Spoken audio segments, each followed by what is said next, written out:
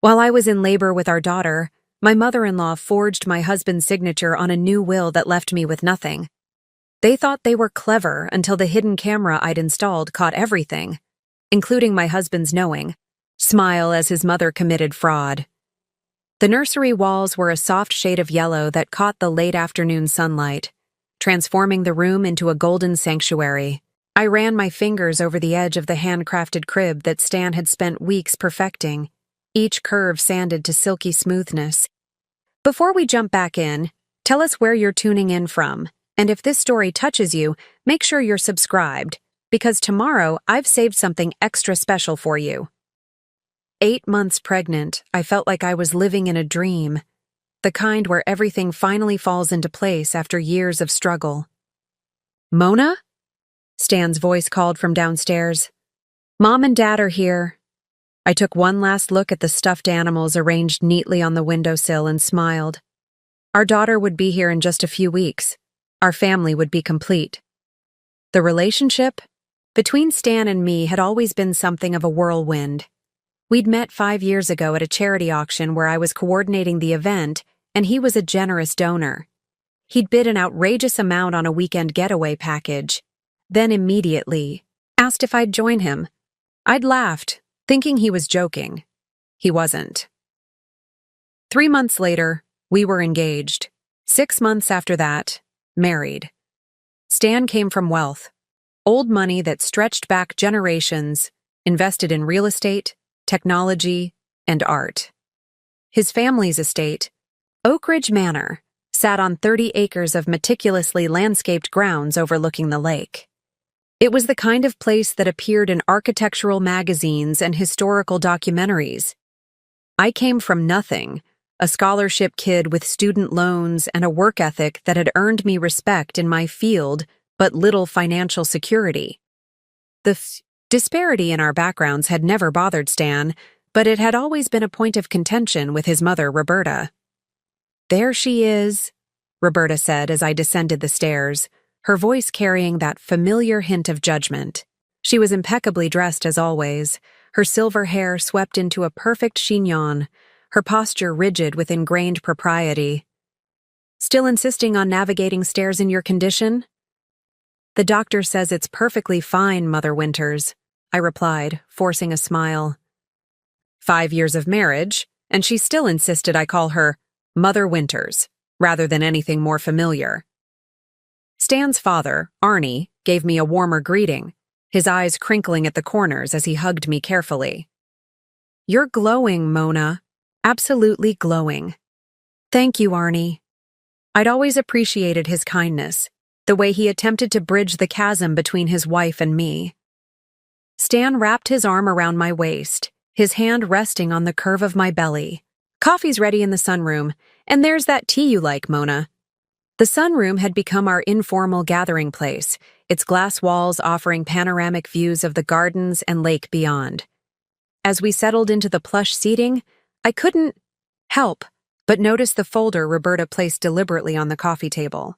We need to discuss practical matters, she announced, her manicured fingers tapping the folder. With the baby coming, certain arrangements should be finalized. Stan tensed beside me. Mom, we've been over this. Mona and I have everything in order. Do you? Roberta's eyebrow arched. The trust fund, the inheritance structure, the estate planning, the prenuptial addendum regarding children? My tea suddenly tasted bitter.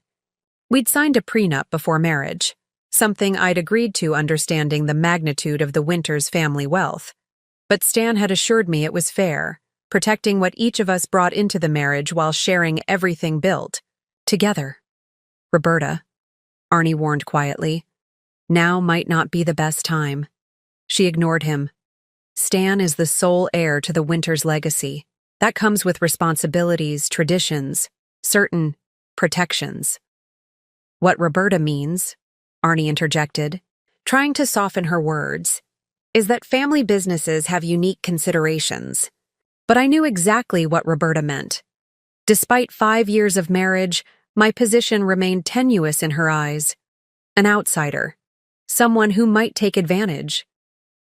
I understand the importance of family traditions, I said carefully. But Stan and I make decisions together about our family's future. Roberta's smile didn't reach her eyes.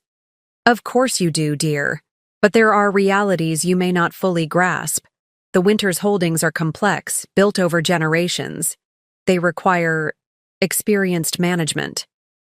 What my mother is failing to say, diplomatically, Stan said, irritation edging his voice, is that she's worried about inheritance structures now that we're having a child? I placed my hand protectively over my belly. Our daughter will be a Winters. Your heir. Yes, Roberta conceded. But bloodlines and legal structures are different matters entirely. The prenuptial agreement covered your marriage, but children… Well, that creates new considerations.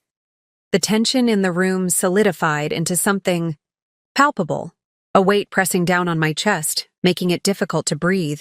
I've taken the liberty of having our family attorneys draft some additional documentation, Roberta continued, sliding the folder toward Stan. Nothing dramatic, just ensuring the continuity of the Winters legacy through proper channels. The board of directors has certain expectations about succession planning. Stan didn't open the folder. Instead, he pushed it back toward his mother. Mona and I will review our will and estate plans with our own attorneys, Mother. But I can assure you, my wife and child will be fully provided for, exactly as I decide. I loved him fiercely in that moment, his unwavering support a shield against Roberta's thinly veiled hostility. Later that night, after his parents had left, I found Stan in his study staring at his laptop, brow furrowed in concentration. When I entered, he quickly closed the screen. Everything okay? I asked, massaging my lower back. The baby had been particularly active that evening. Just work stuff, he said, standing to guide me to the couch. I'm sorry about my mother today. You know how she gets about the legacy. I leaned against him, taking comfort in his solid presence. She's never going to see me as good enough for you, is she? He kissed the top of my head. Her opinion doesn't matter. You're everything to me, Mona. You and our little girl are my world now. I know, I whispered, but something nagged at me. A subtle shift in Stan's demeanor since his parents' visit. A distance, a preoccupation. I've been thinking, I said, carefully. Maybe we should review our will and legal documents, make everything crystal clear before the baby comes. Already taken care of, Stan replied, too quickly. I spoke with Paolo last week. Paolo Gianni was Stan's personal attorney, handling his business affairs and our joint legal matters. A family friend of the Winters for decades. Without me? I couldn't keep the hurt from my voice. Just preliminary discussions, he assured me. Nothing's been signed. We'll go together next week, I promise. I nodded, but the uneasiness remained, a shadow lurking at the edges of my happiness. That night, I couldn't sleep, replaying Roberta's words, the folder she'd brought, and Stan's quick dismissal of my concerns. The next morning, I called Crystal, my best friend since college, and the one person who had never been intimidated by the Winters family wealth or status. She's making her move, Crystal said bluntly after I recounted the previous day's events. She's always been waiting for the right moment to assert control, and she thinks your pregnancy makes you vulnerable. Stan wouldn't let her interfere, I insisted, but even to my own ears, the words lacked conviction. Crystal's silence spoke volumes. Finally, she said, Mona, I love you, but you need to protect yourself and your baby. Get your own lawyer, not Paolo, not anyone connected to the Winters family. That would look like I don't trust Stan. Maybe you shouldn't, not completely. Not with his mother whispering in his ear every chance she gets. I ended the call unsettled, Crystal's warning echoing in my mind. Trust had always been the foundation of our relationship. Stan had never given me reason to doubt him, and yet. That afternoon, I installed a small security camera in the study, disguised as a desk ornament, a decision that would ultimately change everything. Preparing and narrating this story took us a lot of time, so if you are enjoying it, subscribe to our channel. It means a lot to us. Now back to the story. The next 2 weeks passed, in a blur of nursery preparations and doctor's appointments. Stan seemed determined to make everything perfect, spending hours assembling furniture and hanging mobiles. But I couldn't shake the feeling that something had changed.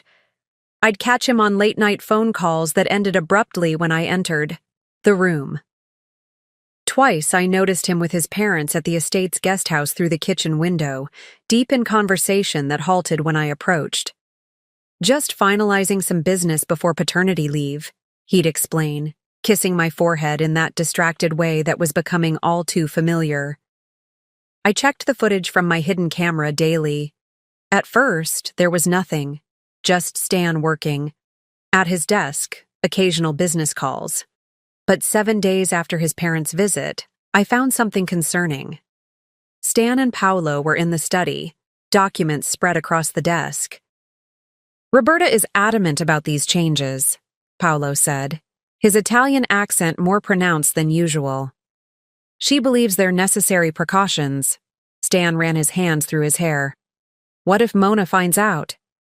She won't until it's too late to contest, Paolo replied smoothly. Everything is structured to appear routine. The transition of assets into the family trust, the contingencies regarding guardianship, all standard procedures for estates of this magnitude. And if she objects, Paolo's laugh was cold. On what grounds? The agreement is airtight. Besides, by then the board will have ratified the succession plan. Her options would be limited. I rewatched the clip 5 times. My hands shaking. What agreement? What contingencies regarding guardianship? My mind raced with worst-case scenarios, each more alarming than the last. That night at dinner, I studied Stan across the table, searching for signs of the man I'd married. He looked tired, the lines around his eyes deeper than I remembered. Paolo mentioned he's finalizing some documents for us, I said casually, watching for his reaction. Stan's fork paused halfway to his mouth. Did you speak with him? He called about scheduling a meeting next week. Mentioned something about trust amendments? Something flashed across Stan's face. Surprise, worry, I couldn't tell which, before his expression smoothed into neutral territory. Just standard updates with the baby coming, he said, resuming eating. Nothing to worry about. Shouldn't we go through them together? I'd like to understand any changes. Of course, he agreed too readily. Though, honestly, it's mostly technical legal language. Paolo handles all the details. I nodded as if satisfied, but that night I called Crystal again. I need a lawyer, I said without preamble. Someone good, someone who isn't afraid to take on the Winters family if necessary. Crystal didn't ask questions. I know exactly the person. Her name is Amelia Blackwood. She specializes in high-net-worth divorce and estate disputes. She's ruthless. I'm not planning to divorce Stan, I protested. Not yet, Crystal said quietly. But you need to be prepared. I met Amelia Blackwood the next day at her downtown office. She was younger than I expected, maybe early 40s, with sharp eyes that missed nothing and a no-nonsense demeanor that was oddly reassuring. Crystal explained your situation, she said, after I'd settled into a chair across from her desk. You suspect your husband and his family are planning to alter estate arrangements without your knowledge or consent. I don't know exactly what they're planning, I admitted, but something's not right. Amelia nodded. High-net-worth families often have complex asset protection strategies that can seem suspicious to outsiders. However, if they're making changes that affect your marital property rights or your child's inheritance without proper disclosure, that's another matter entirely. She opened a folder on her desk. I've done some preliminary research on the Winters holdings. Impressive. Old money, new investments, extensive real estate portfolio. The family trust alone is estimated at over $200 million. My mouth went dry. I knew Stan was wealthy, but he'd always been private about the exact numbers. The prenup you signed, Amelia continued, scanning a document, is actually relatively fair by ultra-high net worth standards. You get the house you currently live in, a lump sum payment based on years of marriage, and ongoing support for any children. Not generous, but not punitive either. Stan said it was just to protect what each of us brought into the marriage. That's the standard line, Amelia said with a hint of cynicism. The question is, what's changed? Why the secret meetings? Why the concern about what you might find out? I placed my hands on my belly, feeling my daughter kick. What should I do? First, gather evidence. Continue with your security camera. That was smart. Second, get copies of all financial and legal documents you can access. Bank statements, property deeds, tax returns, existing wills and trusts. Third, don't confront anyone yet. The moment they know you're suspicious, they'll be more careful. I nodded, mentally cataloging the documents in Stan's home office. And Mona, Amelia added, her tone softening slightly, prepare a go bag, just in case. A go bag? Essential documents, some cash, necessities for you and the baby. Wealthy families can move quickly when they feel threatened. I've seen clients locked out of their homes with nothing but the clothes on their backs while the legal system catches up. The idea seemed absurd. Stan would never do that to me, especially not with our baby coming. But I remembered the look on Roberta's face when she talked about the Winters legacy, and doubt crept in. That night, while Stan worked late, I searched his office. Most financial documents were in a locked cabinet, but I found our marriage certificate, the prenup, and property deeds for our current home and 2 vacation properties. I photographed everything, sending copies to both Crystal and Amelia. In the back of the filing cabinet, I discovered a folder labeled Succession Planning. Inside was a draft document outlining the transfer of Winters Holdings to a new trust structure, one that listed Stan as primary trustee and Roberta as successor trustee in the event of his incapacity. My name appeared only in a subsection titled Contingent Beneficiaries, with strict limitations on access and control. Our daughter, unnamed but referenced as minor issue of Stanley Winters, would receive her inheritance only upon reaching age 35, with all assets controlled by the trustees, Stan and Roberta. Until then, there was no provision for me to serve as trustee or guardian of my own child's inheritance. With shaking hands, I photographed every page, then carefully returned everything, exactly as I'd found it. The final document in the folder made my blood run cold, an amendment to our existing will dated just 1 week earlier. It contained provisions that would effectively leave me with only the minimum guaranteed by the prenup if Stan died, with everything else held in trust under Roberta's control. It was unsigned, but a yellow sticky note marked Final Review, 5/15, sat on the cover page. 3 days away. 3 days before they planned to finalize whatever scheme they were concocting. I was due in 2 weeks. That night, as Stan slept beside me, I stared at the ceiling, my mind racing. The man I'd thought I knew, the man I'd trusted with my heart, my future, my child, was plotting behind my back, working with his mother to ensure I remained controlled, contained, an outsider to the Winters legacy despite carrying the next Winters heir. I slipped out of bed and quietly packed a bag with essential documents, photos of the files I'd found, toiletries, and a few changes of clothes. I hid it in the back of my closet behind winter boots I never wore, just in case. The next morning, my water broke. 2 weeks early, everything was about to change. "Stan!" I called out, a wave of panic washing over me as I felt the warm liquid trickling down my legs. "Stan, my water broke." He bolted upright in bed, instantly alert. "What? Now? But it's too early." "Tell that to your daughter," I gasped as the first contraction hit, sharp and insistent. The next hour was a blur of activity. Stan, calling the doctor, gathering the hospital bag we'd prepared weeks ago, helping me into dry clothes. Despite everything I'd discovered, I clung to his arm as another contraction ripped through me, instinctively turning to him for support.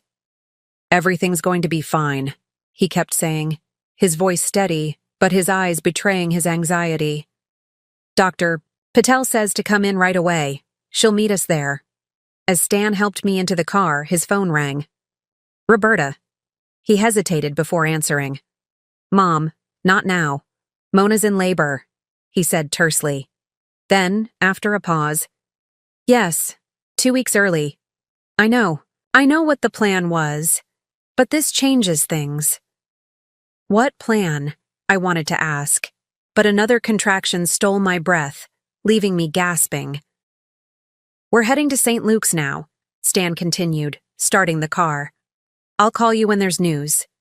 He ended the call and squeezed my hand. "Don't worry about anything but you and the baby right now." 30 minutes later, I was in a hospital bed, hooked to monitors tracking my contractions and the baby's heartbeat. Dr. Patel, a calm woman in her 50s who had guided us through the pregnancy, examined me with gentle efficiency. "You're at 3 centimeters, she announced. "First babies often take their time, so we might be here a while. The good news is that everything looks normal despite being a bit early." Stan paced the room, alternating between checking on me and glancing at his phone, which kept vibrating with incoming messages. "Your mother?" I asked during a lull between contractions. He nodded, looking uncomfortable. "She wants to come to the hospital." "No." The word came out more forcefully than I intended. "I don't want her here, Stan. Not now." He seemed about to argue, then nodded. "Okay, it'll just be us." But an hour later, as the contractions intensified, and I gripped the bed rails, fighting through each wave of pain, Roberta Winters swept into the room as if she owned it. "Stanley," she said, ignoring me completely. "A word outside, please."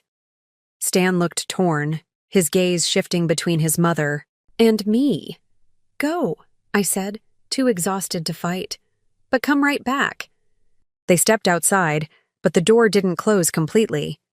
Through the gap, I could see them in the hallway, Roberta speaking urgently, her hands gesturing emphatically.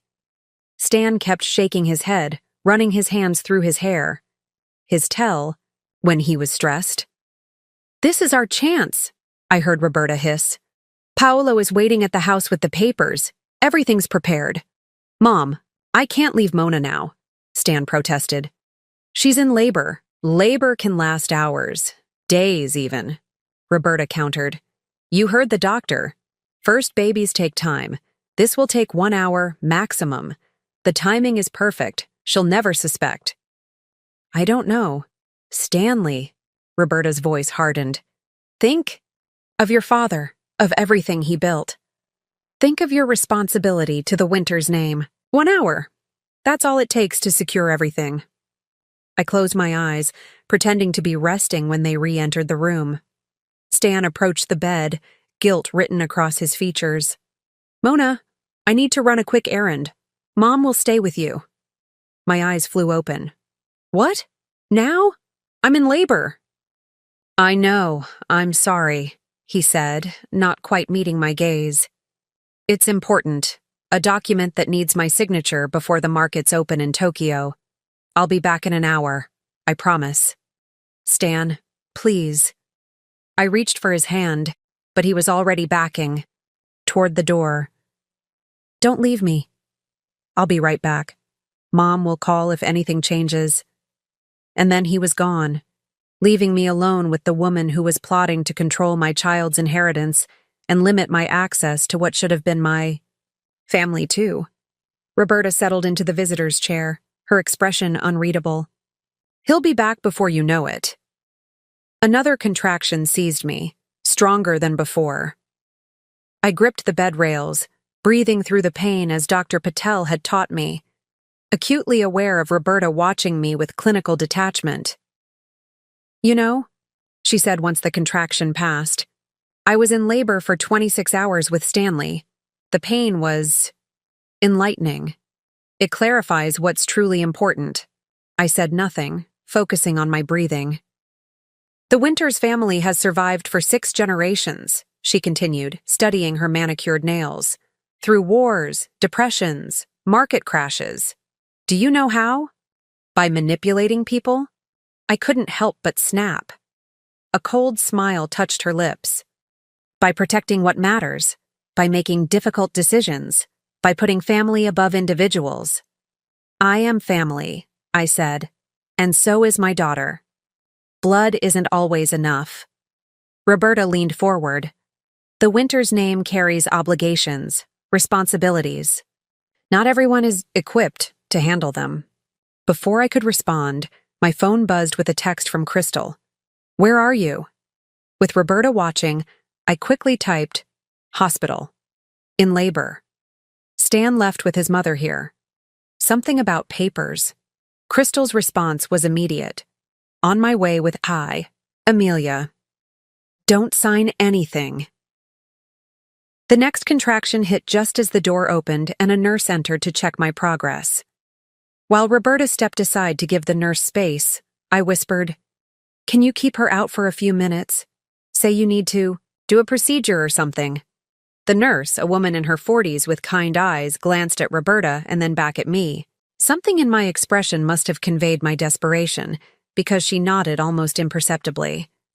Mrs. Winters, she said to Roberta, I need to perform some checks that require privacy. Would you mind stepping out for about 15 minutes? The cafeteria on this floor has decent coffee. Roberta looked displeased but acquiesced with cold dignity. Very well, I'll be back shortly. The moment she left, I grabbed my phone and called Crystal. She sent Stan to sign papers at the house. They were waiting for me to go into. They planned this. We're 10 minutes away, Crystal assured me. Amelia says don't worry about Stan right now. Focus on yourself and the baby. We'll handle the rest. As I ended the call, another realization hit me. Security camera in Stan's study. If he was signing documents there, everything would be recorded. I fumbled with my phone, opening the security app with trembling fingers. The connection took painfully long to establish, buffering as my next contraction began building. When the feed finally appeared, I almost dropped the phone. There in our study stood Stan, Paolo, and a woman I didn't recognize, presumably a notary. Spread across the desk were documents, the same ones I'd photographed days earlier, but now with signature lines highlighted in bright yellow. This is highly irregular, the notary was saying, her discomfort evident. The wife should be present, for changes of this magnitude. My wife is fully aware of these amendments, Stan lied smoothly. We discussed them extensively. She's currently in labor, which is why we're completing this now before the baby arrives and things get chaotic. Paolo stepped forward, all professional concern. I've represented the Winters family for 20 years. I assure you everything is in order. These documents merely formalize arrangements both parties have agreed to. The notary still looked uncertain, but when Paolo mentioned an additional notary fee of $5,000 for the emergency service, her objections subsided. I watched, horrified, as Stan began signing document after document, each one stripping away protections for me and my child, each signature cementing Roberta's control over the Winters' fortune, and by extension, over our lives. The final document, Paolo said, sliding a thick sheaf of papers toward Stan, is the amended will and trust instructions, superseding all previous versions. Stan hesitated, pen hovering over the signature line. For a moment, I thought, hoped, prayed, he might reconsider.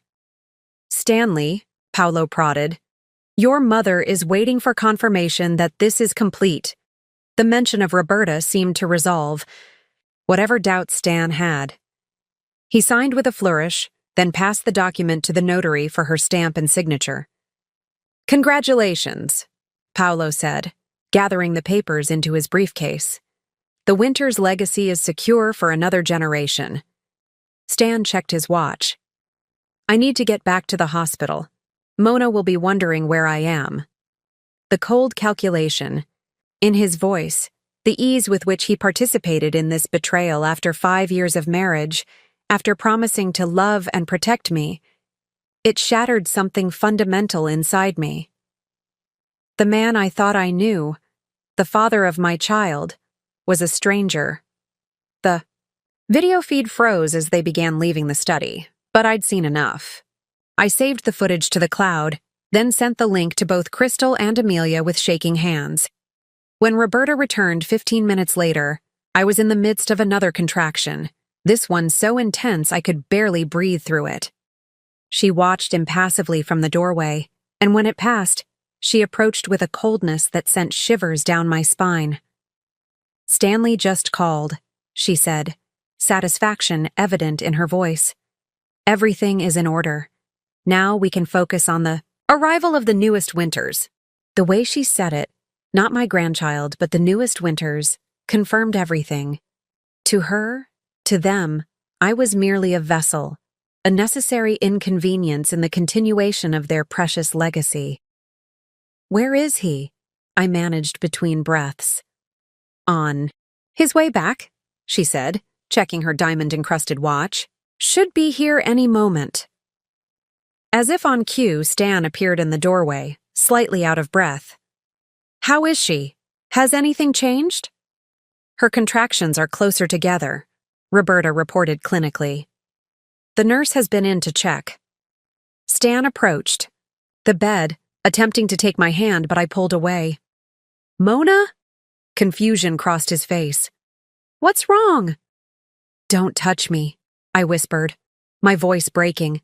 "Don't you dare touch me." Before he could respond, Dr. Patel entered for another examination. "Let's see how we're progressing," she said, oblivious to the tension in the room. After checking, she looked up with a smile. "Good news. You're at 7 centimeters. Things are moving faster than expected. I'd say we'll be meeting this little one in the next few hours." As another contraction began building, I fixed my gaze on Stan, letting him see every ounce of pain, betrayal, and determination in my eyes. "Get out," I said through gritted teeth. "Both of you, get out of my room." Stan's face paled. "Mona, what are you talking about? I'm not leaving you." "Like you just did?" I challenged, loud enough that Dr. Patel looked up in concern. "To sign papers disinheriting me and your daughter? To give your mother control over everything?" "What? How?" He stopped short, realization dawning. "Mona, it's not what you think." "Mrs. Winters," Dr. Patel interrupted firmly. "Any stress right now could complicate the labor. Whatever's happening needs to wait. Then they need to leave," I insisted, as the contraction peaked. "I don't want them here." Dr. Patel looked between us, then made a quick decision. "I need everyone except hospital staff out of this room now. You can wait in the family lounge." Roberta drew herself up indignantly. "I am family."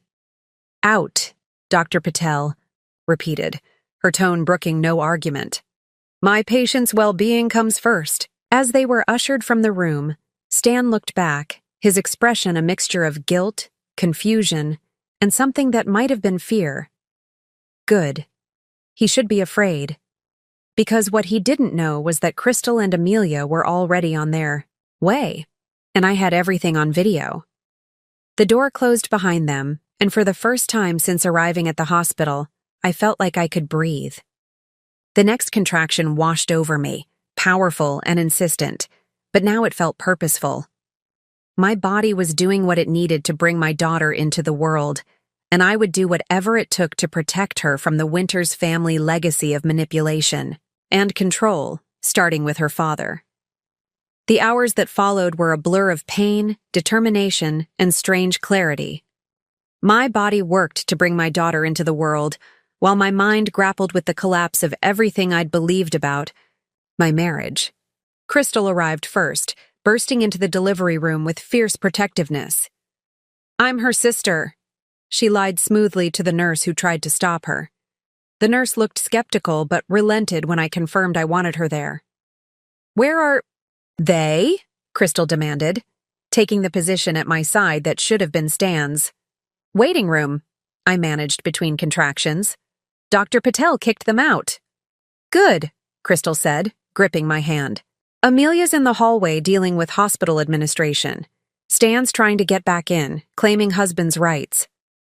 Another contraction seized me, more powerful than any before. I squeezed Crystal's hand until my knuckles turned white, focusing on my breathing as the pressure built to unbearable levels. "You've got this," Crystal murmured, wiping my forehead with a cool cloth. "You're the strongest person I know, Mona." When the contraction passed, I lay back against the pillows, exhausted. "I saw it all, Crystal. On the security camera. He signed everything. He gave his mother control over our daughter's inheritance. He lied to my face for months." Crystal's expression hardened. Amelia watched the footage. She's already filing emergency motions to freeze the assets and prevent the new documents from taking effect. Dr. Patel returned to check my progress. 9 centimeters, she announced. "Almost there, Mona. When I come back, it'll be time to push." As she left, a commotion erupted in the hallway. Stan's voice, raised and demanding, followed by the cool, measured tones of Amelia Blackwood. "That is your legal right, Mr. Winters," I heard her say. "However, given the circumstances of the past hour, specifically your actions at your residence, which we have documented evidence of, I've advised the hospital that Mrs. Winters has the right to determine who is present during delivery." There was a pause. Then Stan's voice again, lower but charged with disbelief. "Who the hell are you?" "Amelia Blackwood, attorney at law, your wife's legal representative." The silence that followed said everything. Stan knew he'd been caught. Crystal squeezed my hand. "Do you want me to go see what's happening?" I shook my head, feeling another contraction building. "Stay with me, please." The next hour was the hardest of my life. The physical pain of childbirth merged with the emotional agony of betrayal, creating a perfect storm of suffering that threatened to pull me under. But with each contraction, each push, I found reserves of strength I didn't know I possessed. 1. "More big push," Dr. Patel urged. "She's almost here." With a final monumental effort, I bore down, and suddenly the pressure released in a rush. A sharp cry filled the room. My daughter, announcing her arrival in this complicated world. "She's perfect," Dr. Patel said, placing the squirming, red-faced infant on my chest. "Congratulations, Mona." Looking down at my daughter's face, tiny, features scrunched in indignation, eyes squeezed shut, a fierce protective love surged through me. In that moment, I made a silent vow. No one would ever use her as a pawn. No one would control her future but her. "Hello, Ava," I whispered, the name we'd chosen months ago suddenly feeling right. "I'm your mama, and I promise I'll always protect you." Crystal wiped tears from her eyes. "She's beautiful, Mona." As the nurses took Ava for cleaning and measurements, Amelia slipped into the room, her expression grave but satisfied. "It's done," she said quietly. "I filed for an emergency injunction against the document Stan signed today. The judge granted it based on the video evidence of fraud and coercion. Nothing goes into effect until a full hearing." Relief washed over me, followed immediately by bone-deep exhaustion. The adrenaline that had carried me through labor drained away, leaving me hollow. "Stan?" I asked, not sure what answer I wanted. "In the waiting room with his mother," Amelia replied. "Hospital security is ensuring they keep their distance per your wishes. They've been informed of the video evidence." A soft knock at the door interrupted us. A nurse entered, cradling Ava wrapped in a pink blanket. "Someone wants her mama," she said, gently transferring my daughter back into my arms. Looking down at Ava's face, now peaceful in sleep, the magnitude of what had happened, what had nearly happened, hit me fully. If I hadn't installed that camera, if I hadn't become suspicious, if I hadn't reached out to Crystal and Amelia, the Winters family would have controlled everything. My daughter's future would have been decided by Roberta, the woman who had orchestrated this betrayal, and I would have been powerless to stop it. What happens now? I asked Amelia, my voice barely above a whisper. Now, you rest, she said firmly. Recover. Bond with your daughter. The legal battles can wait a day or two. But I knew they couldn't wait long. The Winters family had resources, connections, influence. They wouldn't simply accept defeat and disappear. Stan will want to see her, I said, looking down at Ava. Amelia nodded. Legally, he has that right. But we can set boundaries, supervised visits only, no Roberta. The thought of facing Stan again, of seeing the man who had betrayed me hold. Our daughter made my chest tighten, but as much as I hated him in this moment, he was Ava's father. That complicated reality couldn't be wished away. Not today, I decided. I can't. Not yet. Crystal took my free hand. One day at a time, Mona. You don't have to figure everything out right now. As if sensing the tension, Ava stirred in my arms, her tiny face contorting briefly before settling back into sleep. So innocent, so unaware of the storm surrounding her birth. We need to move your things from the house, Crystal said practically. You can't go back there. The realization that I no longer had a home, that the life I'd built with Stan was over, hit me with unexpected force. All the nursery preparations, the carefully selected furniture, the tiny clothes folded in drawers.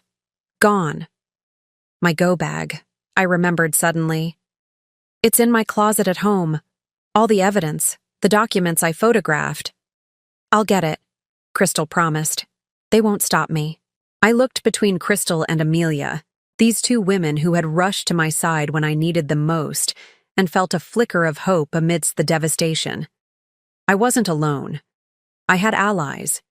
And most importantly, I had Ava. Whatever came next, divorce, proceedings, custody battles, financial disputes, I would face it with the same strength that had carried me through labor, not just for myself, but for my daughter. Try to sleep, Amelia advised, heading toward the door. I'll be back in the morning with updates. As they left me alone with Ava, I studied her peaceful face, memorizing every perfect feature. It's just you and me now, little one, I whispered. But we're going to be okay. I promise. Outside my room, I could hear the muffled sounds of hospital activity, doctors being paged, visitors coming and going, the steady rhythm of normal life, continuing despite my world being turned upside down. And somewhere out there, Stan and Roberta were plotting their next move. But for now, in this quiet room with my daughter breathing softly against my chest, I allowed myself a moment of peace. Tomorrow would bring challenges enough. Morning came too quickly, sunlight filtering through the hospital blinds as a nurse checked my vitals.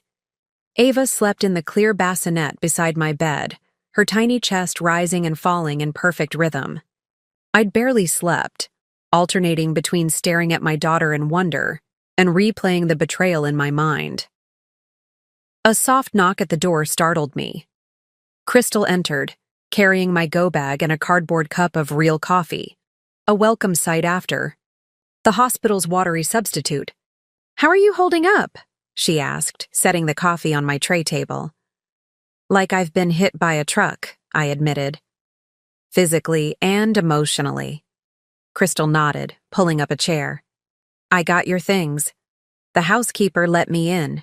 She seemed to know something was wrong. Did you see Stan? No, but his car wasn't there. Neither was Roberta's. Crystal hesitated. Mona, there's something else. When I was getting your bag, I noticed your hidden camera was gone. The desk ornament. It wasn't there anymore. My stomach dropped. They found it. Looks like it. But it doesn't matter. The footage is saved to the cloud, right? I nodded, though the knowledge that they'd discovered my surveillance was unsettling. It meant they knew exactly what evidence I had against them. The door opened again, and Amelia walked in, impeccably dressed as always, looking as though she'd been awake for hours. Behind her was a younger woman wheeling a laptop on a small cart. "Good morning," Amelia said briskly. "This is Ava, my assistant. Not to be confused with your Ava." She smiled briefly at the baby. "We have developments." The efficiency in her tone made me sit up straighter. "What kind of developments?" "The Winters family has been busy," Amelia said, gesturing for her assistant to set up the laptop.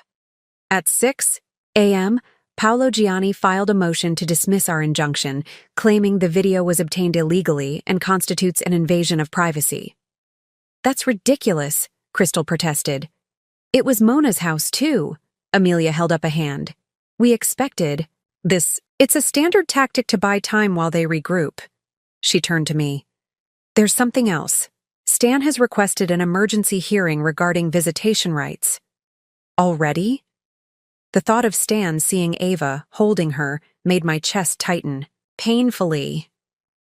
"It's actually a good sign," Amelia said. "If they're focusing on visitation rather than challenging the injunction itself, it suggests they know the documents won't hold up under scrutiny. They're shifting to Plan B." I wasn't sure. I found that comforting, which is positioning Stan as the devoted father while painting you as unstable and vindictive. Amelia's bluntness was jarring but necessary. Standard playbook when wealthy families face these situations. The assistant, the other Ava, turned the laptop screen toward us. "We've been monitoring social media and news outlets. The Winters PR team has been active." The screen showed a statement released by the Winters family spokesperson, expressing deep concern for Stanley's newborn daughter and sadness that private family matters have been needlessly complicated during what should be a joyous time. Reading between the lines, they were already working to control the narrative. "They're going to try to make me look like the villain," I realized. "Yes," Amelia agreed without sugarcoating. "But we have something they don't expect." She reached into her briefcase and withdrew a USB drive. "Your hidden camera captured more than just yesterday's events." I frowned. "What do you mean?" Amelia nodded to her assistant, who plugged in the drive and pulled up a video file. It showed Stan and Roberta in his study from 2 weeks earlier, a clip I hadn't reviewed carefully. "I trust Paolo is handling everything," Roberta was saying, examining a document on Stan's desk. Stan nodded. "As we discussed, everything transfers to the family trust. Mona gets the house and the prenup settlement, enough to look generous without giving her any real control. And if she contests it, Paolo says she won't have grounds. The prenup is solid." Stan sighed, rubbing his temples. "I still don't understand why we can't just tell her. She's my wife, Mother." Roberta's laugh was cold. "Your wife of 5 years. The Winters legacy spans generations. Don't be naive, Stanley. Women like Mona see dollar signs, not family traditions. If she knew what was really at stake, what you're really worth." She shook her head dismissively. "She's not like that," Stan protested, but weakly. "Perhaps not. But we can't take that chance. Not with what's coming." Stan looked up sharply. "You said Callum agreed to wait until after the baby." "Circumstances change," Roberta cut him off. "The SEC investigation into Callum's finances is accelerating. If they find the connection to our offshore accounts, everything could be compromised. We need to move assets now before Mona has any legal claim to them through the child." I stared at the screen in shock. "SEC investigation? Offshore accounts? What is she talking about?" Amelia paused the video, her expression serious. "It appears the Winters family has been involved in financial improprieties with someone named Callum. This changes everything." She looked at me intently. "They weren't just trying to control your daughter's inheritance or limit your access to family wealth. They were trying to shield assets from a federal investigation." The implications hit me all at once. This wasn't just about family tradition or Roberta's dislike of me. This was potentially criminal. "Can we use this?" I asked, my mind racing. "Absolutely," Amelia confirmed. "This gives us leverage they never anticipated. Criminal exposure changes the calculation entirely. Stan and Roberta were willing to manipulate you, but I doubt they're willing to face federal charges. For the first time since discovering Stan's betrayal, I felt a glimmer of hope. Not just that I could protect myself and Ava, but that I might actually emerge from this nightmare in a position of strength. "What do we do next?" I asked. Newfound determination, steadying my voice. "First, we secure your financial position," Amelia said. "Based on this new evidence, I'm going to request a freeze on all Winters family assets pending investigation. Second, we need to establish you and Ava in a secure location, not with Crystal. That's too obvious. I have a client with a guest house in Westlake who owes me a favor." Crystal squeezed my hand supportively. "I'll help you move as soon as you're discharged," Amelia continued. "Third, we need to gather more information about this Callum and the SEC investigation. My firm has contacts we can reach out to discreetly." The pieces were falling into place, a path forward emerging from what had seemed like complete devastation just hours before. A gentle mewling sound from the bassinet drew our attention. Ava was awake, her tiny face scrunched in preliminary protest. I reached for her, bringing her to my chest with a newfound protectiveness. "And what about Stan?" I asked, cradling Ava close. "He'll want to see her." Amelia's expression softened slightly as she looked at the baby. "We'll set up supervised visitation, for now. But with this new evidence, we're in a position to dictate terms rather than respond to his demands." Looking down at my daughter, I felt a strange sense of clarity. 24 hours ago, I had been betrayed by the man I loved, left vulnerable and alone during what should have been one of the most joyful moments of my life. Now, through a combination of foresight, friendship, and sheer luck, I had uncovered a truth that might not just protect me but give me the upper hand. "One more thing," Amelia added, her tone careful. "When Stan comes to visit Ava, we need to assess what he really knows about his family's financial dealings. He might be a willing participant, or he might be a pawn in Roberta's game." The thought caught me off guard. I had assumed Stan was fully complicit, but watching the video again, I wasn't entirely sure. His protests to Roberta had seemed genuine, if weak. Was it possible he didn't understand the full extent of what his family was involved in? "Either way," I said firmly, "he betrayed me. He betrayed us." I looked down at Ava, peaceful in my arms. "But if there's a chance to use this situation to our advantage, I'm ready." The nurse entered then, coming to check Ava's vitals. As she took my daughter for the standard newborn tests, I felt a strange sense of transformation beginning within me. The wounded, betrayed wife was giving way to something stronger, a mother determined to protect her child, a woman ready to fight for what was rightfully hers. Roberta and Stan had underestimated me. They thought labor would leave me vulnerable, distracted, an easy target for their schemes. They had no idea what they'd awakened. The hospital discharged us the following afternoon. As the nurse wheeled me toward the exit, Ava securely fastened in her car seat. I felt a strange mix of vulnerability and determination. The world outside seemed simultaneously threatening and full of possibility. Crystal waited by her car, vigilant and protective. "Any sign of them?" I asked as she helped me into the passenger seat. "Nothing," she confirmed, securing Ava's car seat in the back. "But Amelia has a private security contact following us to the guest house, just to be safe." As we drove away from the hospital, I kept checking the rearview mirror, half expecting to see Stan's sleek black sedan or Roberta's Mercedes following us. But the only car behind us was the unmarked vehicle Amelia had arranged, a reassuring presence rather than a threat. The guest house turned out to be a charming cottage set behind a sprawling Mediterranean-style mansion in Westlake, one of the city's most exclusive neighborhoods. Nestled among oak trees and hidden from the main road by a high stone wall, it offered both luxury and security. Amelia's client is a tech CEO, Crystal explained as we pulled up to the private entrance. She handled his divorce last year. Apparently his ex-wife tried to claim his pre-IPO stock options. He's in Tokyo for the next 6 months. A woman in her 60s greeted us at the door. I'm Martha, the housekeeper, she said warmly. Everything's ready for you and the little one. Mr. Daniels says you're welcome to stay as long as needed.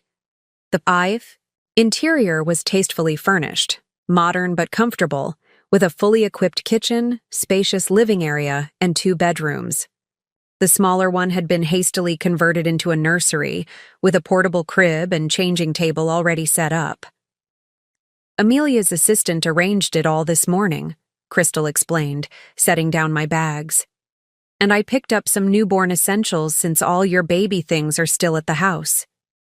The thoughtfulness of these preparations, from people who barely knew me but had rallied to my aid, brought unexpected tears to my eyes.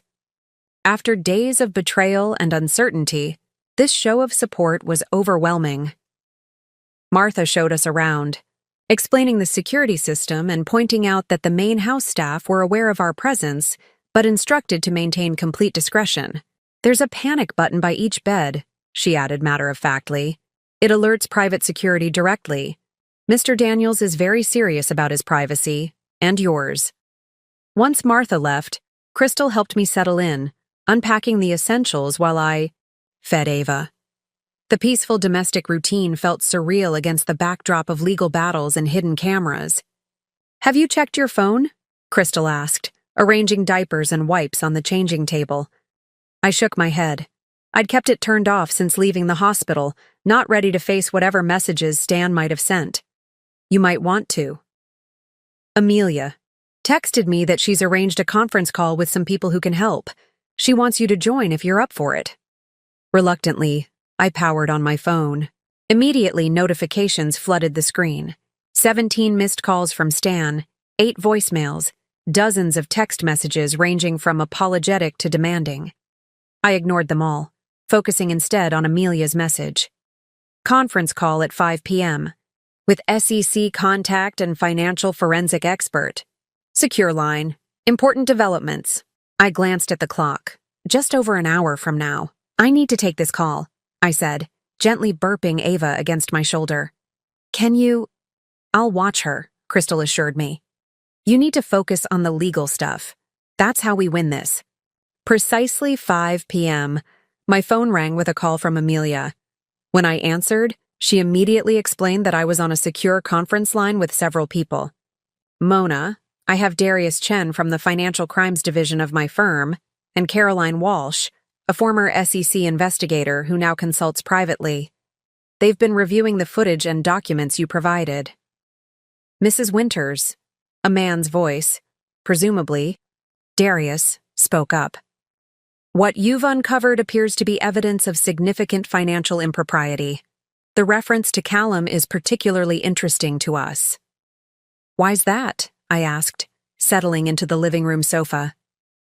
Callum Reeves, a woman's voice, Caroline explained, is currently under SEC investigation for securities fraud and tax evasion through a complex network of offshore accounts. We've been tracking his associates for months, but the Winters' connection is new information. My heart raced. So my mother-in-law wasn't just being controlling? She was hiding criminal activity? Based on the conversation you captured, it appears the Winters family has been moving assets offshore, possibly to shield them from regulatory scrutiny, Darius confirmed.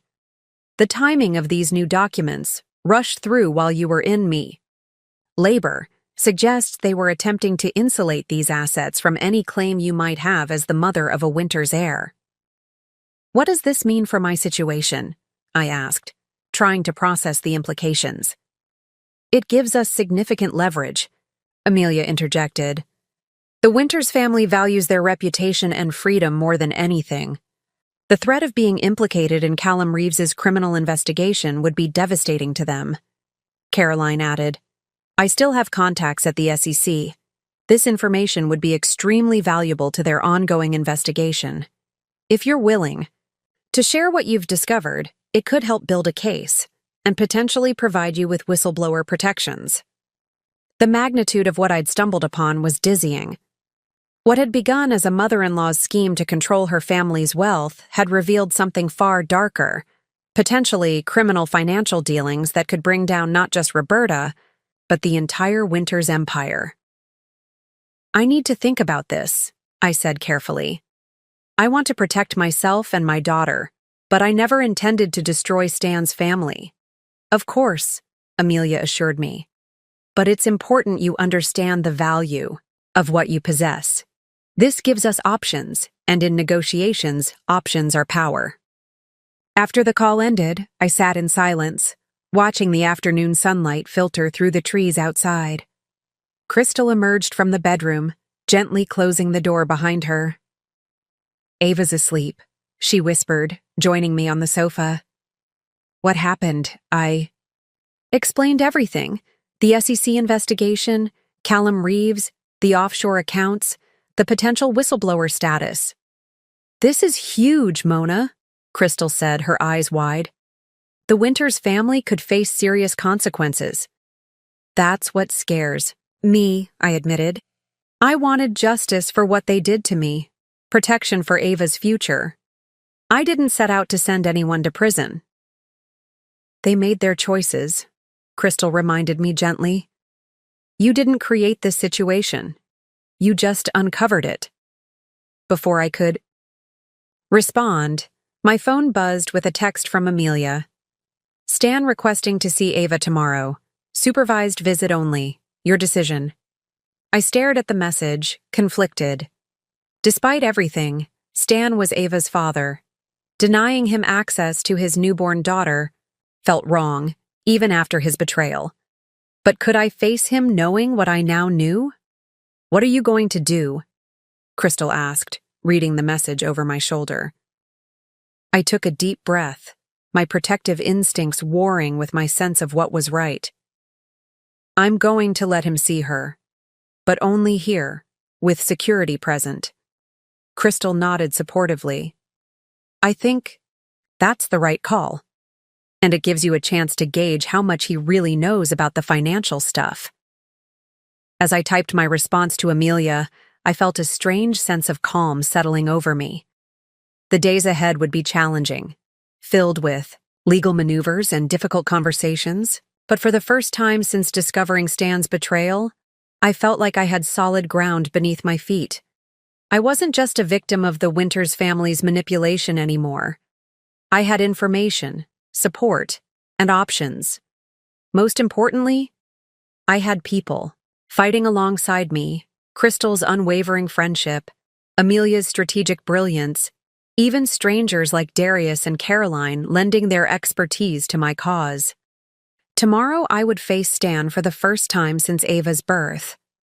I would look into the eyes of the man who had betrayed me while I brought our daughter into the world, and I would do so not from a position of weakness, but one of power. The thought was both terrifying and exhilarating. Morning light filtered through the guesthouse windows as I prepared for Stan's visit. Ava lay in her portable bassinet, blissfully unaware of the tension surrounding her existence. I'd barely slept, rehearsing. What I would say? How I would remain composed when facing the man who had betrayed me during my most vulnerable moment. "Security team just checked in," Crystal reported, joining me in the kitchen. "They've swept the perimeter. Everything's clear." I nodded, grateful for her steady presence. I told Amelia to let him come at 10. I wanted to be sure Ava was fed and settled. "Smart," Crystal agreed, pouring coffee into a mug and sliding it toward me. "What's your game plan?" Besides not throwing scalding liquids at him, which would be my first instinct. Despite everything, I smiled. "I'm going to let him see Ava. That's it. No negotiations, no discussions about the future. If he tries to bring up anything legal, I'll refer him to Amelia." Crystal squeezed my shoulder supportively. "I'll be in the next room if you need me. Just yell coffee if you want me to interrupt." At precisely 10 a.m., the security system announced a visitor at the gate. On the monitor, I saw Stan standing beside his car, looking uncharacteristically disheveled in wrinkled clothes, his usually perfect hair uncombed. "Let him in," I instructed the security guard, who'd positioned himself discreetly in the guest house's entryway. When Stan entered, his eyes immediately sought mine, then darted to Ava sleeping peacefully in her bassinet. Something flickered across his face, longing, regret. I couldn't tell which. "Mona," he said, his voice hoarse. "Thank you for— You have 30 minutes, I interrupted coldly. "You can sit there." I gestured to the armchair across from where I stood protectively beside Ava. He nodded, moving carefully as if afraid sudden movements might cause me to rescind my offer. As he settled into the chair, I noted the dark circles under his eyes, the slight tremor in his hands. "How is she?" he asked softly. "Healthy. Perfect." I kept my answers clipped, emotionless. "And you? Are you recovering okay?" The concern in his voice nearly broke my composure. How dare he pretend to care after what he'd done? "I'm fine," I said flatly. "If you want to hold her, you can." Surprise registered on his face, followed by naked gratitude. He rose slowly, approaching the bassinet, with reverence.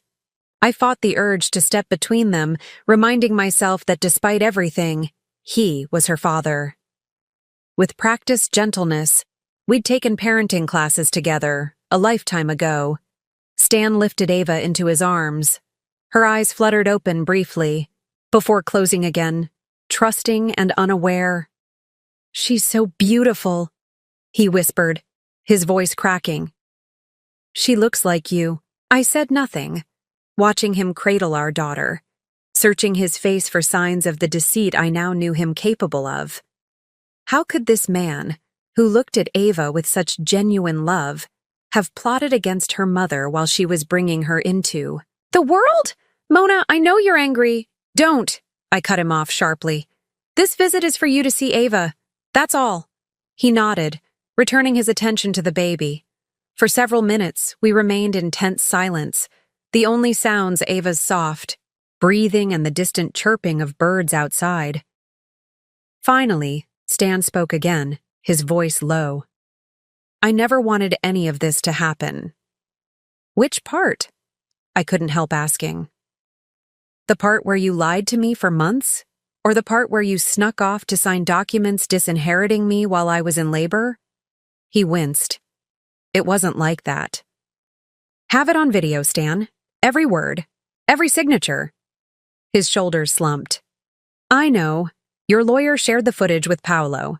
That's why I'm here without my mother or any attorneys. I needed to see you, both of you, alone." Something in his tone caught my attention. I studied him more carefully, noting the nervous glance toward the door, the way he cradled Ava closer, almost protectively. "What's going on, Stan?" He hesitated, then said carefully, "Things are complicated with my family right now. More complicated than you know." "Because of Callum Reeves?" I asked, watching his reaction closely. Stan's head snapped up, his eyes widening in shock. "How do you—" He stopped abruptly, recalibrating. "What exactly did you hear?" The genuine surprise in his expression was impossible to fake. In that moment, I realized that whatever financial impropriety the Winters family was involved in, Stan might not be fully aware of its extent. "Enough to know that your mother's actions weren't just about controlling the family fortune," I said carefully. "There's an SEC investigation involving offshore accounts linked to your family business." Stan paled visibly, his grip on Ava tightening, slightly until she squirmed in protest. He immediately adjusted, soothing her with a gentle bouncing motion that came naturally to him. "Mona," he said, his voice barely above a whisper, "I need to tell you something. But not here. I don't think this place is as secure as you believe." A chill ran down my spine. "What are you talking about?" Instead of answering, Stan reached into his pocket and withdrew a small device, a signal detector. He placed it on the coffee table, between us, and switched it on. Immediately it lit up, indicating the presence of listening devices. My blood ran cold. "Who?" Stan shook his head slightly, warning me to stop talking. He took out his phone, typed something, and showed me the screen. Not safe to talk. Mother has connections everywhere. Meet me tomorrow 2 p.m. at the Botanical Garden Conservatory. Come alone. Bring evidence. I stared at him, trying to read the truth in his eyes. Was this another manipulation? Or was Stan actually trying to help me? Before I could decide, Ava began to fuss, her small face scrunching up in preparation for a cry. Stan looked down at her, then back at me, desperation clear in his expression. She's probably hungry, I said, taking her from his arms. Our fingers brushed during the exchange, the first physical contact we'd had since before her birth. Despite everything, the familiar touch sent an unwelcome shiver through me. Stan backed away, checking his watch. My time's almost up anyway. He looked around the room once more, his gaze lingering on the device still indicating active surveillance. Thank you for letting me see her. As he turned to leave, he hesitated at the door. Whatever you think of me right now, Mona, please believe one thing. Everything I've done has been to protect you and Ava. The statement was so absurd I almost laughed. Including signing documents to disinherit me? Yes, he said simply. Even that. After he left, I immediately called for Crystal and the security guard.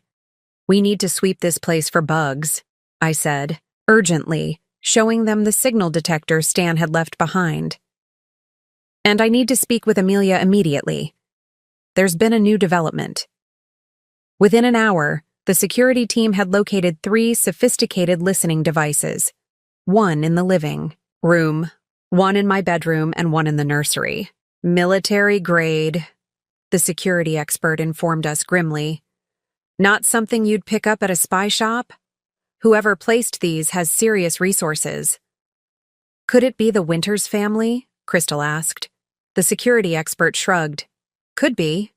Could also be federal authorities if there's an ongoing investigation, or corporate espionage. Without more information, it's impossible to say. I thought of Stan's message, Mother has connections everywhere, and the genuine fear in his eyes when I mentioned Callum Reeves. For the first time, I considered the possibility that Stan might be caught in something beyond his control, just as I was. I need to meet with him tomorrow, I told Amelia when she arrived, having rushed over after my urgent call. Alone? Absolutely not, she protested immediately. It could be a trap. Or it could be our chance to understand what's really happening, I countered. You saw his reaction on the video when Roberta mentioned Callum and the SEC investigation. He seemed surprised, maybe even alarmed. That doesn't exonerate him from betraying you, Crystal pointed out. No, I agreed. But if Stan is being manipulated by his mother too, he might become an ally. And right now, with unknown parties placing bugs in a house that's supposed to be secure, I need all the allies I can get. The Botanical Garden Conservatory was a strategic choice for our meeting, public enough to ensure safety, but with enough privacy among the exotic plants and winding paths to speak without being overheard. After intense debate, Amelia had reluctantly agreed to my meeting Stan alone, but with conditions. You'll wear this, she said, handing me a small device that resembled a decorative brooch. It's a panic button that alerts our security team. They'll be stationed around the perimeter, out of sight but able to reach you within seconds. Crystal adjusted Ava's blanket in the carrier I wore. At just 5 days old, she was too young to be separated from me for long, and I refused to leave her with anyone, even Crystal. Are you sure about this? Crystal asked for the 10th time, concern etched on her face. No, I admitted, but I need answers, and right now, Stan is the only one who might provide them. Amelia handed me an unmarked manila envelope. Take this. It contains copies of the most damning evidence, enough to show Stan we're serious, not enough to compromise our position if he's playing you. I slipped the envelope into Ava's diaper bag. What about the listening devices? Any idea who placed them? Our security consultant is still analyzing them, Amelia replied. The technology is high-end, available primarily to government agencies and certain private security firms. The implications were unsettling.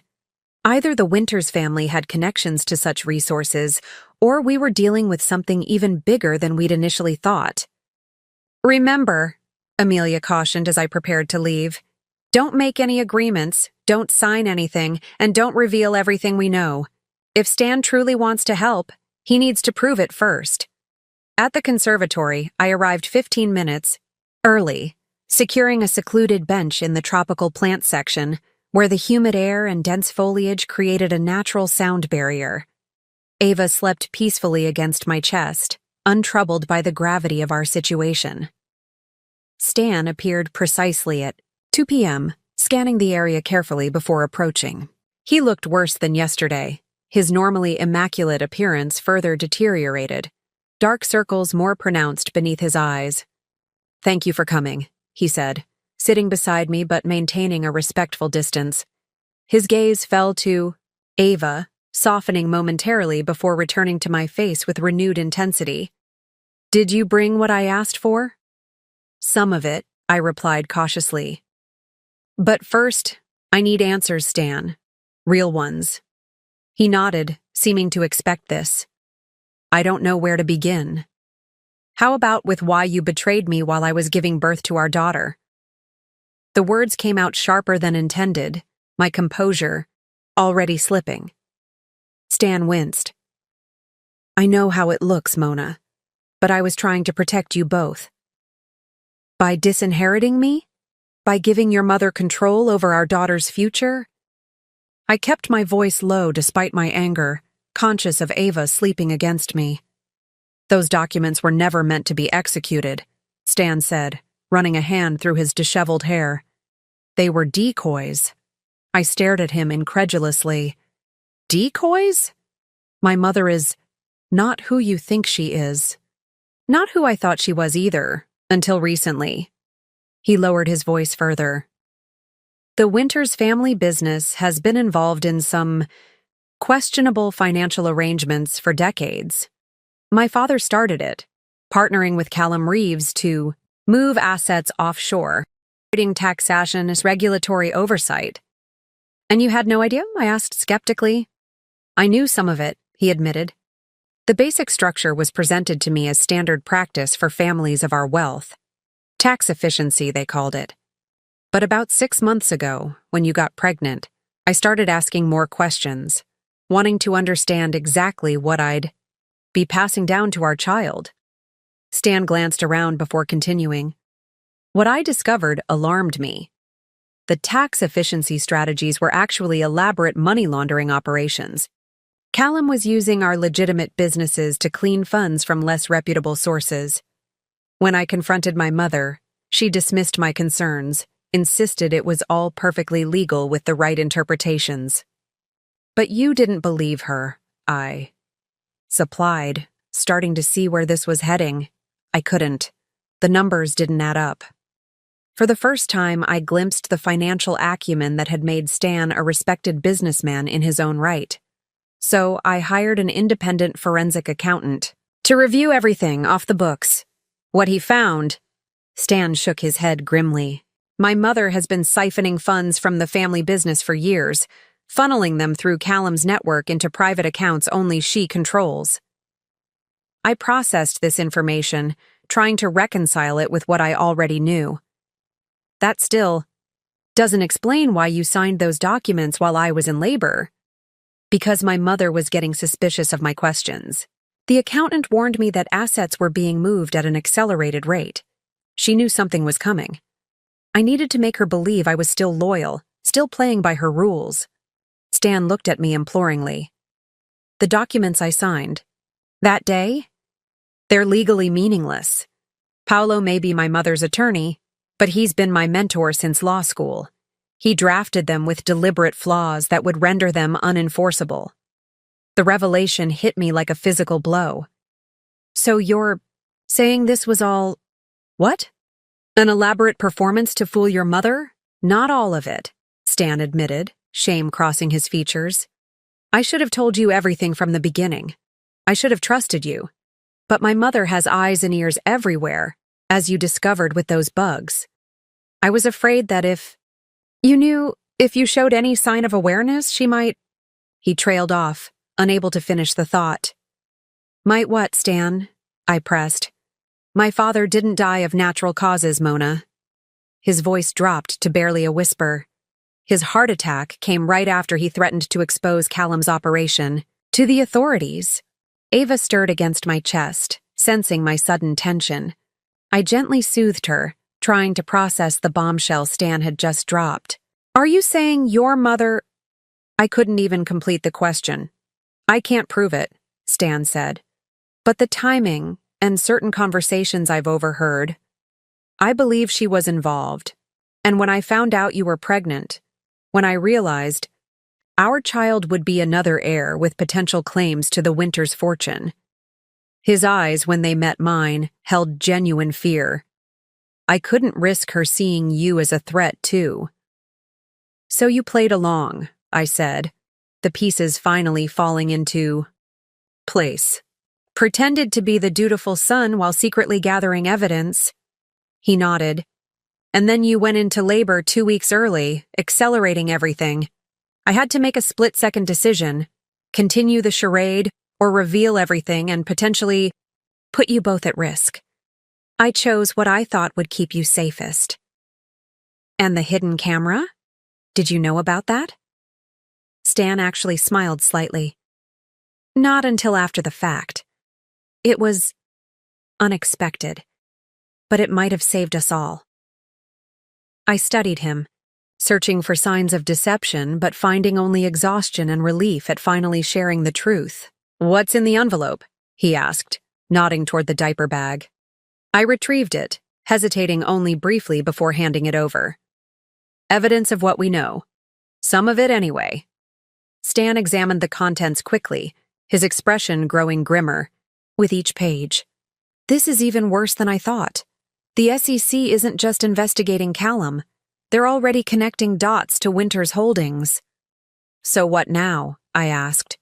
If what you're saying is true, we're caught in the middle of something extremely dangerous. Stan returned the envelope, his decision apparently made. We need to take what we have to the authorities before my mother realizes how much we know. But we'll need protection. Witness protection, possibly. The people Callum works with, they don't handle exposure well. The magnitude of our situation settled over me like a physical weight. What had begun as a personal betrayal had evolved into something far more sinister. Financial crimes, possible murder, and a mother-in-law who might be willing to eliminate any threat to her control. What about Ava? I whispered, tightening my hold on our daughter. She deserves better than this. Stan's expression softened as he looked at our child. That's why we have to end this now. Give her a chance at a normal life, free from all of this. For the first time since discovering his betrayal, I felt a tentative reconnection with the man I had married. Whether I could ever trust him again remained to be seen. But in this moment, our shared concern for Ava's safety created a fragile alliance. I need to discuss this with Amelia, I said. If we're going to the authorities, we need to do it right. No more secrets, Stan. No more solo decisions. He nodded, understanding the implicit condition. No more secrets. I promise. As we prepared to leave, Stan suddenly froze, his gaze fixed on something beyond my shoulder. I turned to follow his line of sight and felt my blood turn to ice. Standing at the entrance to the tropical plants section, watching us with cold calculation, was Roberta Winters. Well, isn't this a touching scene? Roberta said, her voice carrying across the humid air of the conservatory. The happy family reunion. Stan moved protectively in front of me and Ava, his posture tense. Mother, what are you doing here? She approached with measured steps, impeccable as always in a tailored navy suit that spoke of money and power. Did you really think I wouldn't have you followed, Stanley? After your mysterious disappearance yesterday? Her eyes flicked to me, then to the envelope partially visible in the diaper bag. Sharing secrets with your wife, I see. I pressed the panic button on my brooch, praying Amelia's security team would respond quickly. Against my chest, Ava stirred, perhaps sensing the tension radiating from my body. "It's over, Mother," Stan said, his voice steadier than I expected.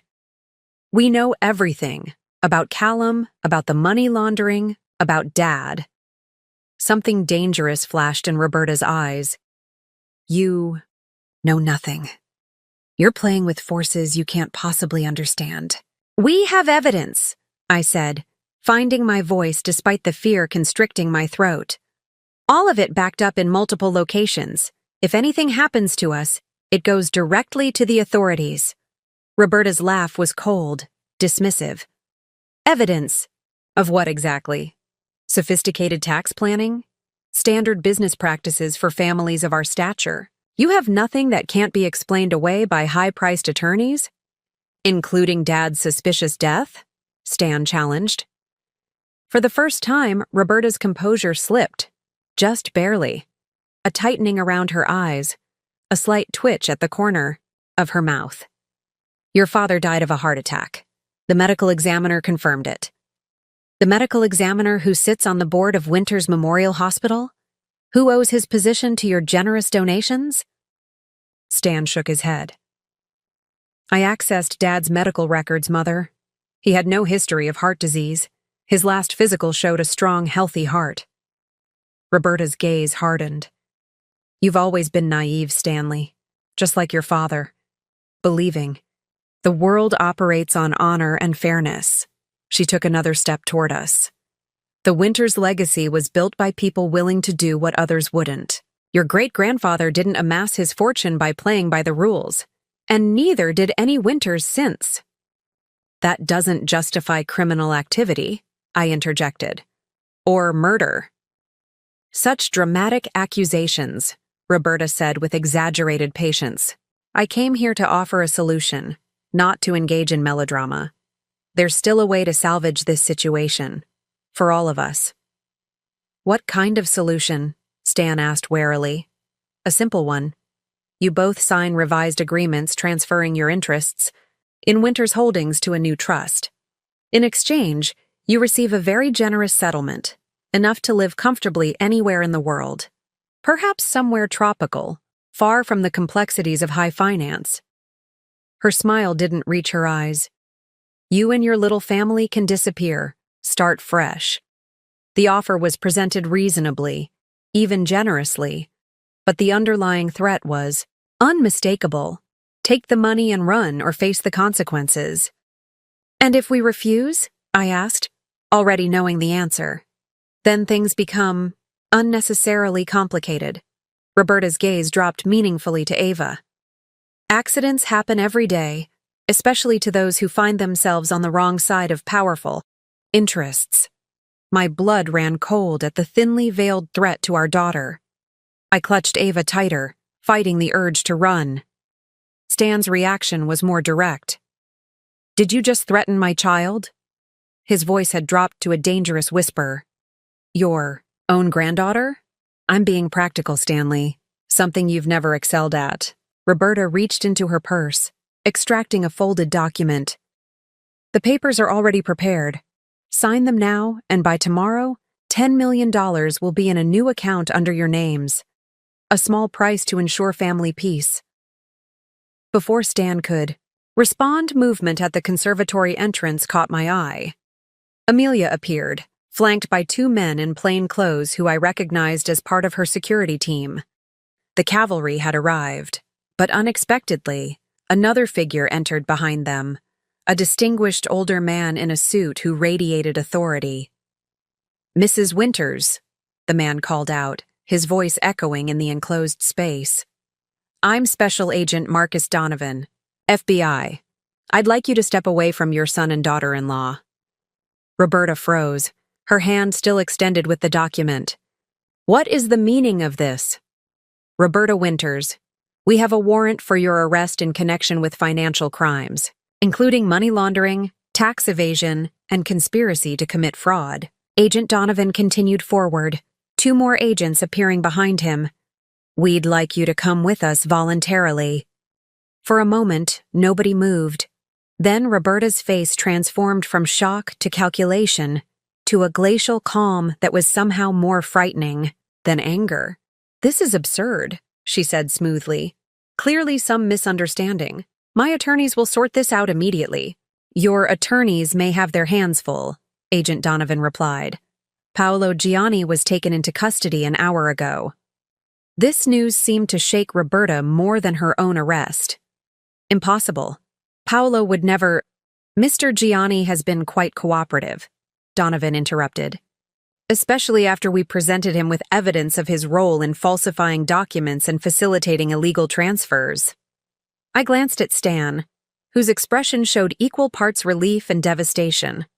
Whatever he had expected from his confrontation with his mother, this public arrest wasn't it. As the agents approached to take Roberta into custody, she turned to Stan, her composure cracking to reveal genuine fury. "You did this. You betrayed your family. Everything I've done was to secure your future, to protect the Winters legacy." "No, Mother," Stan said quietly. "Everything you did was to control us, to bend us to your will. That's not protection, it's prison." Roberta's gaze shifted to me, hatred burning in her eyes. "This is your doing. You turned my son against me. You were never good enough for him, for our family." Strangely, her words no longer had the power to wound me. Holding Ava securely against my chest, I met my mother-in-law's gaze steadily. "You're right about one thing, Roberta. I was never meant for your family, your version of it anyway. But Stan and Ava are my family now, and we'll build something better than what you've created." As the agents led Roberta away, reading her rights, she maintained her rigid posture, chin lifted in defiance. Even in defeat, she projected an aura of someone who expected to emerge victorious. Amelia rushed to my side. "Are you okay?" "When you hit the panic button, I contacted the FBI team I'd been in communication with.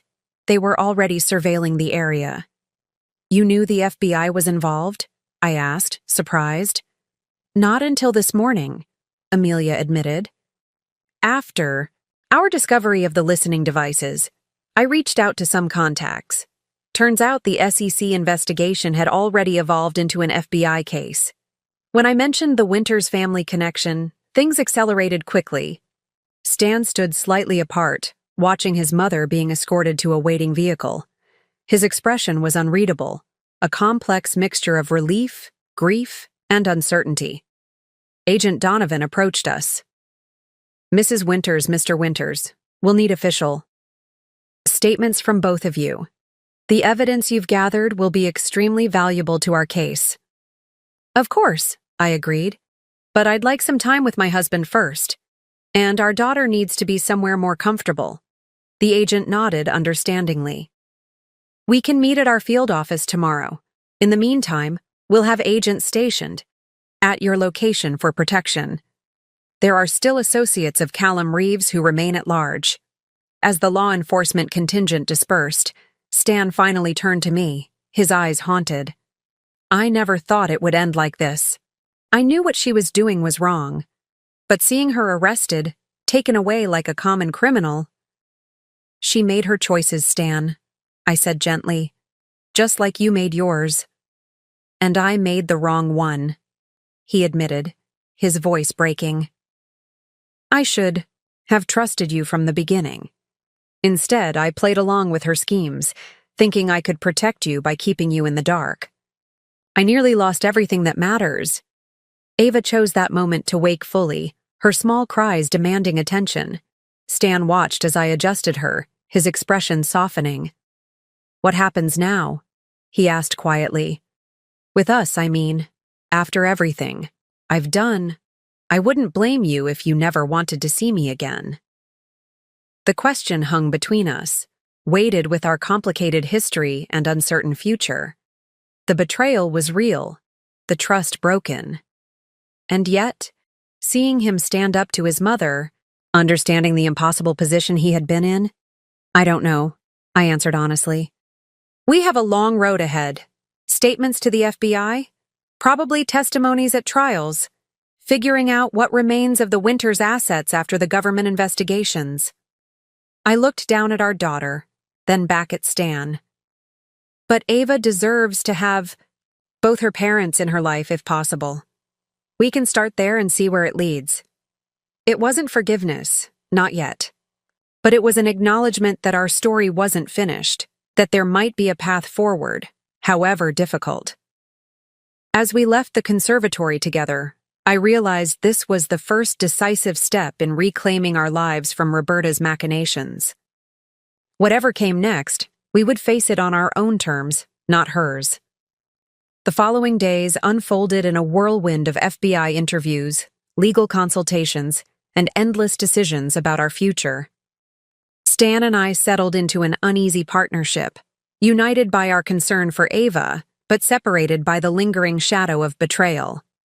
We relocated to a secure FBI-recommended hotel suite, the guest house deemed potentially compromised after the discovery of the listening devices. Armed guards stationed outside our door were a constant reminder that while Roberta was in custody, Callum Reeves and his network remained at large. Stan arrived early one morning, carrying coffee and pastries from the bakery I'd once loved. Small gesture of remembering my favorite breakfast felt simultaneously touching and painful, a reminder of what we'd had and lost. The FBI finished their preliminary assessment of the Winters holdings, he said, setting the food on the suite's dining table. It's not good.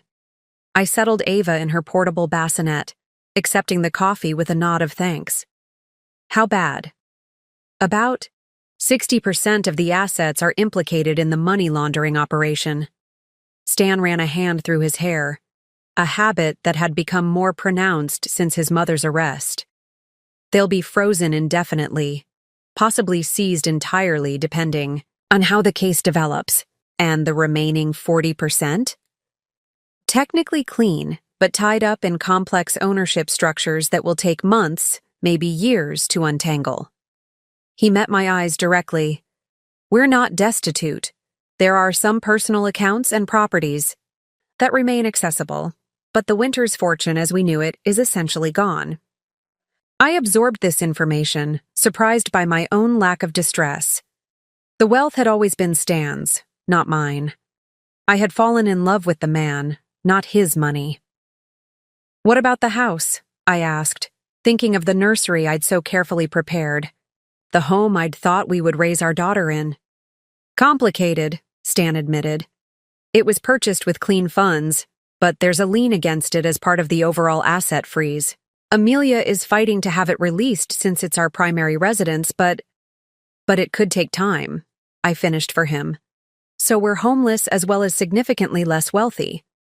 A flicker of shame crossed Stan's face. I'm sorry, Mona. When I started investigating my mother's activities, I never imagined it would come to this. You did the right thing, I said, surprising both of us with my certainty. What she was doing was criminal. What she did to your father... I couldn't finish the sentence. Stan nodded grimly. The FBI is reopening the investigation into his death based on the evidence we provided. The medical examiner who signed off on the heart attack ruling has suddenly taken an extended vacation out of the country. We sat in silence for a moment, the weight of everything that had happened, and was still happening, settling between us. There's more, Stan finally said. Callum Reeves was spotted in Singapore yesterday. Authorities there attempted to apprehend him, but he evaded capture. His assets are being frozen worldwide, but he likely has reserves in places beyond judicial reach. Is he still a threat to us? I asked, glancing instinctively at Ava. The FBI believes so. He lost hundreds of millions because of our evidence. People like Callum don't forgive that kind of damage. Stan's expression hardened. That's why I've been discussing witness protection options with Agent Donovan. The words hit me like a physical blow. Witness protection? You mean new identities? Relocating? Cutting all ties? It might be necessary, at least until Callum is apprehended and the trial is complete. Could be months. Could be years. I looked around the hotel suite that had become our temporary home, thinking of Crystal, of my career, of all the connections that made up my life. The prospect of leaving everything behind was overwhelming. "What about your mother?" I asked. "Has she said anything about Callum's whereabouts?" Stan's expression darkened. "She's not cooperating. Her attorneys have advised complete silence. She's facing serious charges, money laundering, tax evasion, potentially conspiracy in my father's death if the new investigation yields evidence. She's looking at decades in prison." Despite everything Roberta had done, I felt a flicker of pity for Stan. Whatever her crimes, she was still his mother, the woman who had raised him. "I'm sorry," I said softly. "I know this can't be easy for you." He smiled sadly. "The strangest part is feeling relieved. All those years of trying to please her, of never measuring up. There's a certain freedom in having it all collapse." Knock at the door interrupted us. Stan tensed immediately, moving protectively toward Ava while I checked the security monitor. It was Amelia, looking uncharacteristically disheveled. I opened the door, concern mounting at her grave expression. "What's happened?" "The media got hold of the story," she said without preamble, entering the suite and setting her laptop on the table. "It's everywhere." She opened the computer to display a news website with the headline, "Winter's Family Empire Crumbles. Matriarch Arrested in Massive Financial Fraud Scheme." Below were pictures of Roberta being escorted by FBI agents, an archive photo of Stan and me at a charity gala, and most disturbingly, a grainy photo of me leaving the hotel yesterday with Ava, clearly taken with a long-range lens despite the security precautions. "How did they get this?" I asked, pointing to the photo of Ava and me. "That's what concerns me," Amelia said grimly. "Someone leaked information about your location. We need to move you immediately." Stan read further down the article, his face paling. "They're painting my mother as the mastermind and me as either complicit or incompetent for not knowing what was happening in my own family business. The public narrative is the least of our concerns right now," Amelia said. "If the press found you, Callum's people can too. Agent Donovan is arranging a new safe house, completely off the grid this time." As if summoned by her words, my phone buzzed with a text from an unknown number. The message sent ice through my veins. "She's beautiful, just like her mother. Would be a shame if anything happened to either of you. Winter's family cost me everything. Time to return the favor." I wordlessly showed the phone to Stan and Amelia. Stan's face drained of color. "Pack only. Essentials," Amelia said immediately, already dialing Agent Donovan. "We're leaving in 5 minutes." As we hastily gathered our belongings, Stan approached me, his expression tormented. "This is exactly what I was afraid of. Why I worked with my mother for so long. Callum Reeves doesn't make empty threats." "We'll be protected," I said, trying to project confidence I didn't feel as I gathered Ava's things. "The FBI can't watch us forever," Stan replied, lowering his voice. "Witness protection is our only real option now. New identities, new location, new lives." The reality of our situation crashed down on me. Just weeks ago, I had been preparing for motherhood in a beautiful home with a husband I thought I knew, planning a future filled with family moments and milestones. Now I faced the prospect of becoming someone else entirely, raising my daughter in hiding, always looking over my shoulder. "We don't have a choice, do we?" I asked, though I already knew the answer. Stan shook his head. "I'm so sorry, Mona. I never wanted this for you, for Ava." As I secured Ava in her carrier, her tiny face peaceful in sleep, unaware of the chaos surrounding her very existence, I made a silent vow. Whatever came next, witness protection, trials, rebuilding our lives from scratch.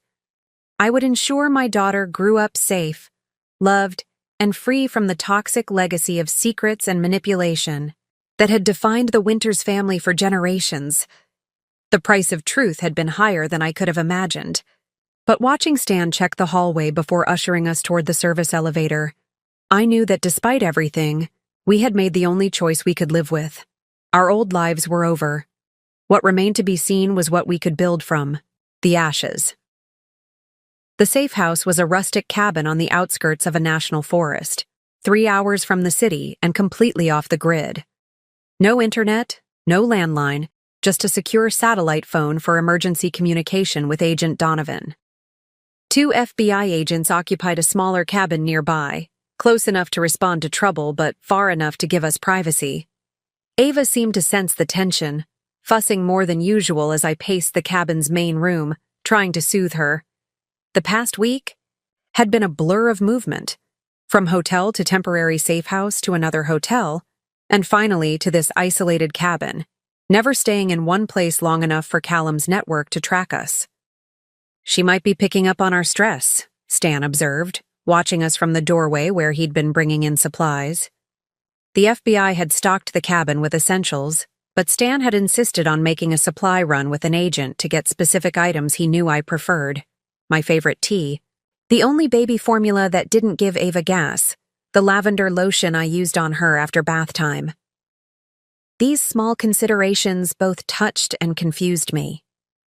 They were reminders of the attentive husband I'd thought I knew, the man who had paid attention to my preferences and habits. How could that same man have participated in his mother's scheme, even if his intentions were complex? "When does Agent Donovan arrive?" I asked, changing the subject. "Around noon." Stan checked his watch. "Another hour or so. He's bringing the final witness protection paperwork. If we sign, we leave tomorrow morning." The reality of that decision hung heavy between us. Sign the papers, and Mona and Stan Winters would effectively cease to exist. We would become different people with fabricated backgrounds, living in an undisclosed location far from everyone and everything we knew. "This doesn't feel real," I admitted, gazing down at Ava, who had finally settled against my chest. "A month ago, I was decorating the nursery, planning her future. Now, I don't even know what name she'll grow up with." Stan approached cautiously, as if afraid I might reject his presence. When I didn't move away, he gently touched Ava's cheek with his finger. "I know this isn't what you signed up for when you married me." "No," I agreed. "It isn't." A heavy silence fell between us, filled with unspoken questions about our future. Were we staying together out of necessity? For Ava's sake? Because we still had feelings for each other despite everything? I wasn't sure I knew the answer myself. "I need some air," I said finally. "Can you take her for a while?" Stan nodded, carefully accepting Ava into his arms with practiced ease. Whatever else had happened between us, his love for our daughter was genuine and unwavering. Outside, the autumn air was crisp and clean, the forest around the cabin alive with natural sounds so different from the city. I walked to the edge of the small clearing, staying within sight of the cabin as Agent Donovan had instructed. The isolation was both comforting and unnerving, safe from immediate threats but far from help if something went wrong. My phone had been confiscated days ago, replaced with a basic burner for emergencies only. No social media, no contact with Crystal or anyone from my previous life. I had managed one brief supervised call to tell her I was safe, but couldn't provide details. The fear in her voice had been palpable, and the forced vagueness of my responses had left us both unsatisfied. The sound of an approaching vehicle interrupted my thoughts. Checking my watch, I frowned. Agent Donovan wasn't due for another 40 minutes. I moved quickly back toward the cabin, heart racing. A black SUV with tinted windows came into view, moving slowly up the unmarked dirt road. Not the government issue, sedan Donovan usually drove.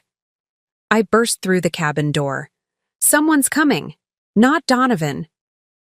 Stan reacted immediately, placing Ava in her portable bassinet and reaching for the satellite phone. Get in the bedroom. Lock the door. What about you? I'll handle this. The agents should have seen the vehicle approaching. They'll be here any minute. Something in his tone made me hesitate. Stan, what aren't you telling me? He met my eyes, a complex mixture of emotions crossing his face. Just get Ava to safety. Please. Against my better judgment, I scooped up Ava and retreated to the bedroom, locking the door as instructed. Through the window, I could see the SUV stopping in front of the cabin. The door opened, and a man stepped out. Tall, distinguished, with silver hair and an expensive suit that seemed out of place in the rustic setting. With a jolt, I recognized him from news photographs. Callum Reeves. The man who had lost everything because of our evidence. The man who had threatened my daughter. Panic surged through me. Where were the FBI agents? How had Callum found us? I reached for the burner phone in my pocket, ready to call for help. When I heard the cabin's front door open, Stan's voice carried clearly. You're right on time. Not surprise, not alarm, just calm acknowledgement. My blood turned to ice as the implications hit me. Stan had been expecting Callum. He had arranged this meeting. I pressed my ear to the bedroom door. Ava clutched protectively against me. Is she here? Callum's voice, smooth and cultured with a hint of a British accent. Safe. In the bedroom with the baby, Stan replied. But we don't have much time. The FBI agent will be here in less than an hour. Then let's make this quick. Do you have what I asked for? I heard movement, the sound of papers being unfolded. Account numbers, access codes, everything you need to unfreeze the Singapore holdings, Stan said. It's all there. About 40. Millions still untouched by the authorities. And in exchange? You leave us alone. Permanently. No threats, no surveillance, no retaliation. Callum laughed softly. Your mother said you were the soft one, too principled for your own good. Yet here you are, making deals with the devil. I'm protecting my family, Stan replied, his voice hardening. Something my mother never understood. She saw Ava and Mona as extensions of her control. I see them as my responsibility, my future. Touching, Callum replied dryly.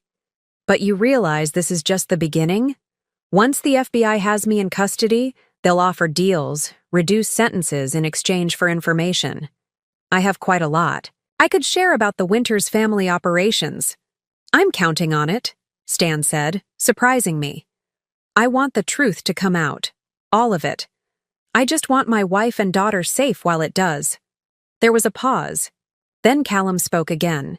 And what makes you think I'll honor this agreement once I have the account information?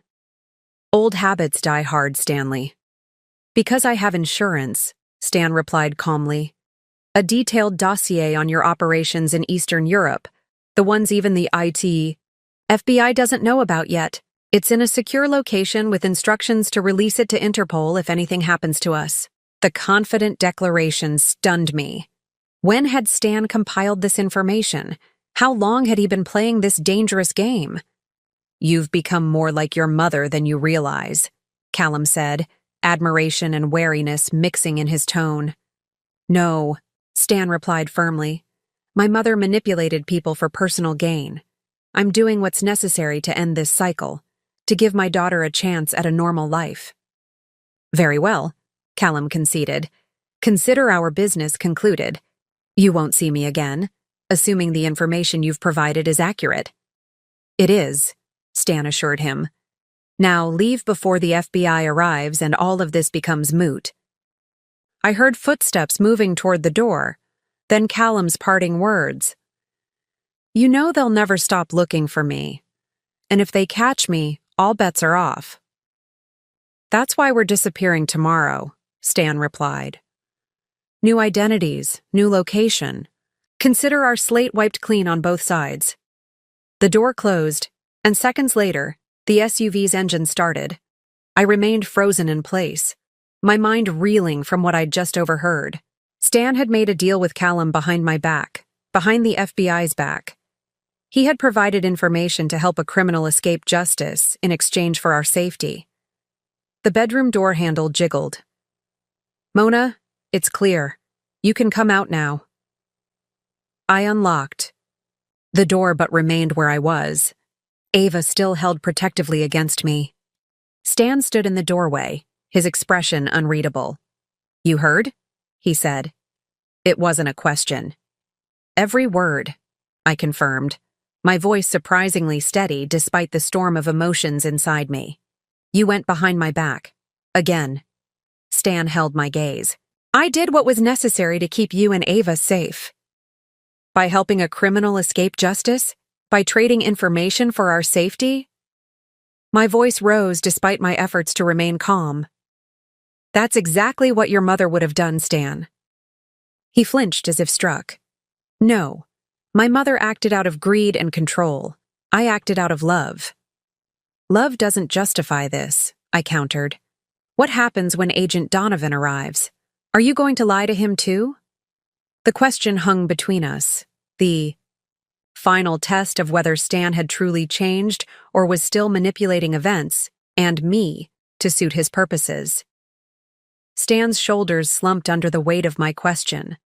The confidence he'd shown with Callum evaporated, leaving a man who looked worn down to his core. "I wasn't planning to lie," he said quietly. "I was going to tell Donovan everything after Callum was gone, after I knew you and Ava were safe. And you think he'll just understand? That the FBI will overlook you aiding a federal fugitive? No, I expect there will be consequences." Stan met my gaze directly. "But they'll be my consequences, not yours. I made sure of that."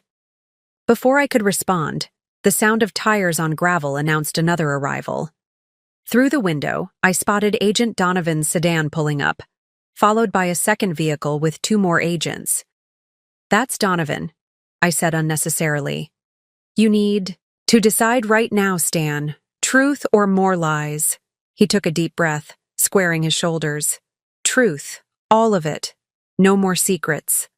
The next hour unfolded like a scene from a movie I was watching rather than living. Stan confessed everything to Agent Donovan. The meeting with Callum, the information he'd provided, the deal he'd made. The agent's face progressed from confusion to disbelief to controlled fury. "Do you have any idea what you've done?" Donovan demanded, pacing the small cabin. "You've compromised a federal investigation, potentially allowed a dangerous criminal to escape justice." "I protected my family," Stan interrupted firmly. "Something your security measures were failing to do." Donovan's face reddened. "We had round-the-clock surveillance." "Yet Callum knew exactly where to find us," Stan countered. "Either your team has a leak, or his resources are far beyond what you've estimated. Either way, my wife and daughter remained at risk." I stood by the window, Ava sleeping in my arms, listening to the 2 men argue. Despite my anger at Stan's deception, I couldn't deny the logic of his argument. Somewhere, somehow, security had been breached. "We need to move you immediately," Donovan finally decided. "This location is compromised." "No," I said, surprising all of us. No more running. 3 pairs of eyes turned to me. "Mona," Stan began gently, "it's not safe." "It never will be," I interrupted. "Not as long as we're reacting to threats instead of addressing the root cause." I turned to Agent Donovan. "What if we could bring Callum in? What if we could convince him to surrender voluntarily?" Donovan looked skeptical. "Mrs. Winters, Callum, Reeves has evaded international law enforcement for years. He's not going to turn himself in." "He might," I insisted, "if the alternative is worse." Stan studied my face, understanding dawning in his eyes. "The insurance policy, the dossier on his Eastern European operations," I nodded. "You said it's in a secure location with instructions to release it to Interpol if anything happens to us. What if we accelerate that timeline? Give Callum a choice. Surrender to U.S. authorities or have his most damaging secrets exposed worldwide. You're suggesting we blackmail a dangerous criminal, Donovan said, but I could see him considering the possibility. I'm suggesting we use the leverage we have, I corrected. Stan's already crossed a line by meeting with him. Let's make that meeting count for something beyond our personal safety. Stan looked at me with a mixture of surprise and admiration. You're willing to take that risk? After everything that's happened? I'm tired of being a victim, Stan. Tired of running, of hiding, of watching over my shoulder. That's not the life I want for Ava. I held his gaze steadily. I want this to end. Completely, not just temporarily. Agent Donovan's phone rang, interrupting our discussion. His expression grew increasingly grim as he listened. When? Are you certain?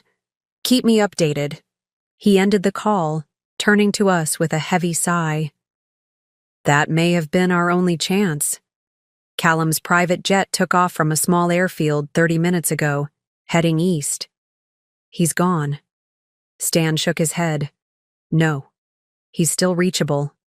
He pulled out a small notebook from his pocket, flipping to a page filled with numbers. Callum maintains secure satellite communications on his aircraft. I have the frequency and encryption key. It was part of my contingency planning. Donovan stared at him. You've been thorough. When it comes to protecting my family? Always. Stan held out the notebook. We can contact him directly. Make the offer while he's literally in flight, before he disappears again. The next few hours passed in a flurry of activity. FBI technicians arrived with specialized communications equipment. Donovan brought in his superiors for consultation. Legal parameters were established for any deal that might be offered. Through it all, Stan and I gravitated toward each other, united by a common purpose despite the fresh wounds between us. We fed Ava, changed her, took turns holding her while the FBI transformed our safe house into a command center. At dusk, everything was ready. Donovan handed Stan a secure headset. You make the initial contact, you have the relationship such as it is, but I'll handle any negotiation. Stan nodded, his expression determined. He looked at me, a question in his eyes. Go ahead, I encouraged quietly. End this. The call connected on the third attempt. Callum's voice came through the speakers, initially wary, then incredulous as Stan laid out the situation, the FBI's presence, the dossier, the choice being offered. You're bluffing, Callum said finally. The information you have isn't that damaging. Stan's reply was calm, measured. The documents detail your operations in Belarus, Romania, and Ukraine. Names, dates, account numbers, connections to government, officials who facilitated the movements of certain products. A long silence followed. Products, Callum repeated, the single word heavy with implication. Yes. Another silence. And what exactly are you offering? Donovan leaned forward, taking over. Mr. Reeves, this is Special Agent Marcus Donovan, FBI. In exchange for your voluntary surrender and full cooperation regarding Winters Holdings' financial crimes, the Department of Justice is prepared to limit charges to the financial aspects of your operations. The other matters would remain sealed. Conditional on what? Full disclosure of all offshore accounts connected to Winters Holdings, testimony against Roberta Winters, and your permanent severance of all connections to the Winters family or their business interests. The negotiation continued for nearly an hour, details hammered out with the precision of a high-stakes business deal. I watched Stan throughout, noting the tension in his jaw, the white-knuckled grip on the table edge. Finally, Callum spoke the words that changed everything. Have a reception team at Geneva International Airport in 9 hours. I'll surrender. There. The cabin erupted in controlled activity after the call ended. Donovan coordinated with international counterparts. Additional agents arrived to manage logistics. In the midst of the commotion, Stan and I found ourselves alone on the cabin's small porch, Ava asleep in her bassinet between us. "It's really ending," I said softly, watching the sunset paint the sky in brilliant orange and pink. "After everything, it's actually ending." Stan didn't immediately respond. When I turned to look at him, I was startled to see tears tracking silently down his face. "Stan?" "I've spent so long living in fear," he said, his voice rough with emotion. "Fear of my mother, fear of Callum, fear of losing you and Ava. Making decision after decision based on that fear." He looked at me, vulnerability naked in his expression. "I don't know who I am without it." The admission struck a chord deep within me. For all his privilege and wealth, Stan had been a prisoner of his circumstances, just as I had been. "You're Ava's father," I said simply. "You can start there and figure out the rest." He nodded, wiping at his face. "And us? Is there still an us to figure out?" I looked down at our daughter, peaceful in sleep, blissfully unaware of the transformative events surrounding her first days of life. "I don't know yet," I answered honestly. "There's been too much deception, too many betrayals. But today, you chose truth. That's a beginning." As night fell over the forest, bringing stars into view above the trees, we sat in companionable silence. Not reconciled, not healed, but no longer actively bleeding. Whatever came next, Callum's surrender, Roberta's trial, the rebuilding of our shattered lives, we would face it from a foundation of truth rather than fear. For the first time since going into labor, I felt something like hope for our future. 6 weeks passed with remarkable speed.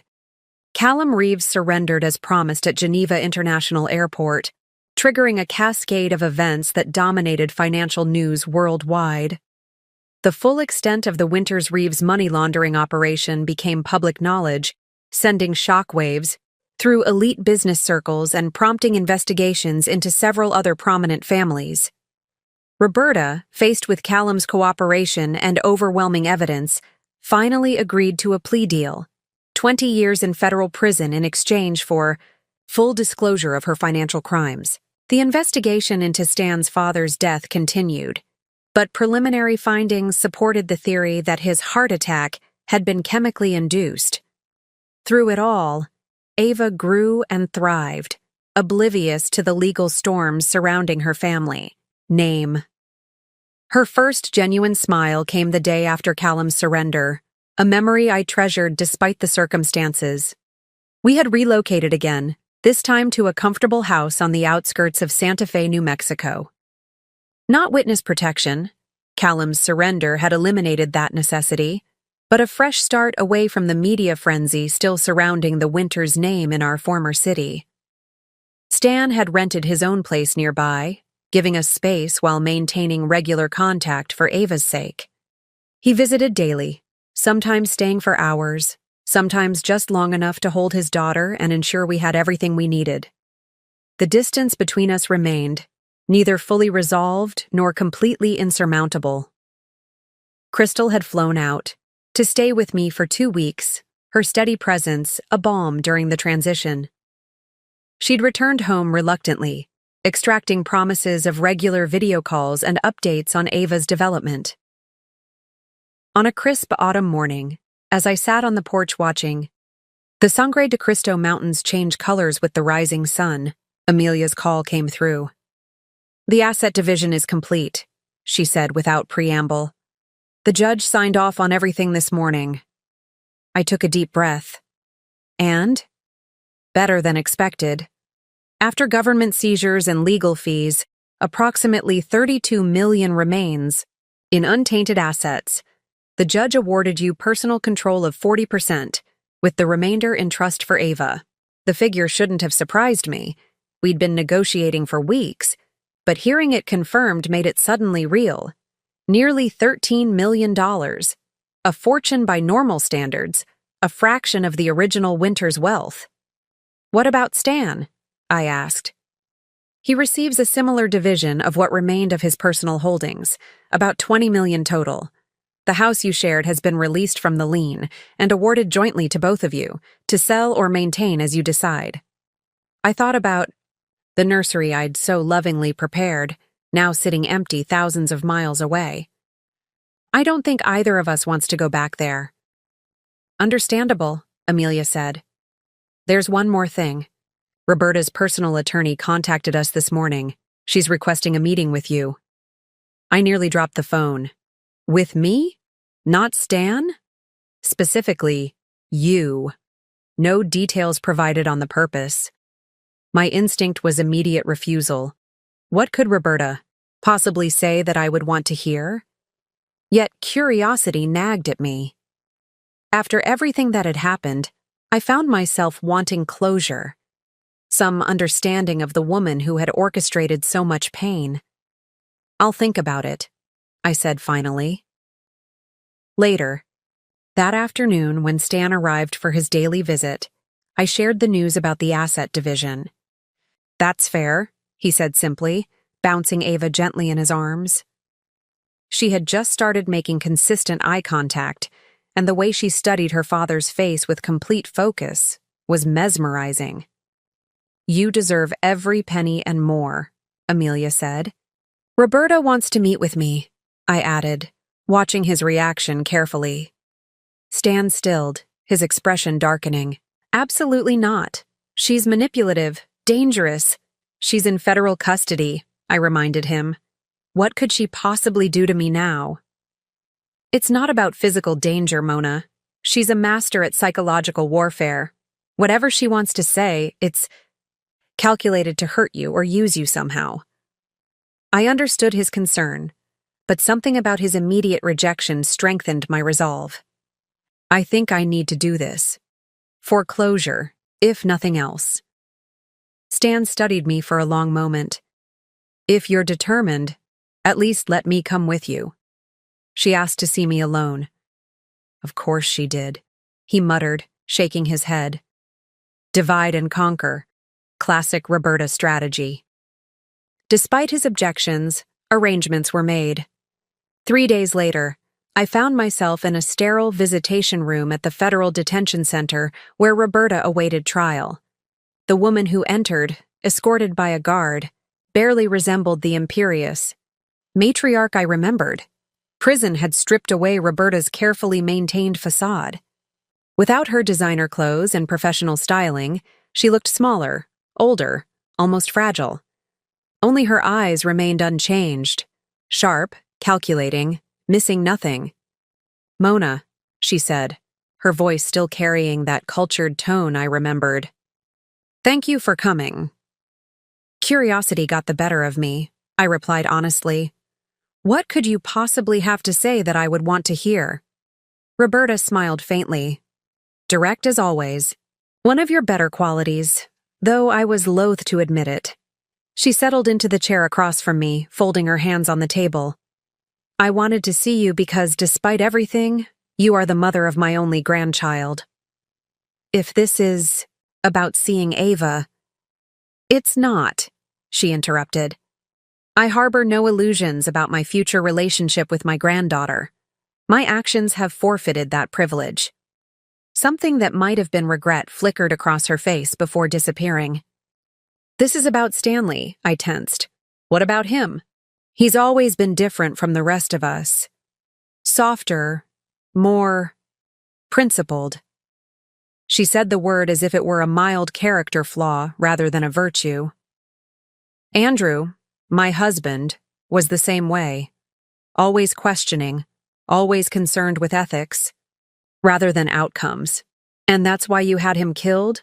I couldn't help asking. The accusation slipping out before I could censor myself. Roberta didn't flinch. Andrew made choices that threatened everything the Winters family had built. I made choices to preserve it. No admission, no denial, just cold pragmatism. What does this have to do with Stan? Stanley loves you, she said simply. More than the family legacy, more than his own freedom. He proved that when he gave up everything to protect you and the child, That kind of love is unusual, valuable. I remained silent, unsure where she was heading with this strange conversation. I won't pretend to approve of his choices, Roberta continued. I find them bewildering, frankly, but I respect the clarity of his conviction. She leaned forward slightly. Don't punish him forever for the sins of his family, for my sins. The request, so unexpected, so incongruous coming from this woman, left me momentarily speechless. Why do you care? I finally asked.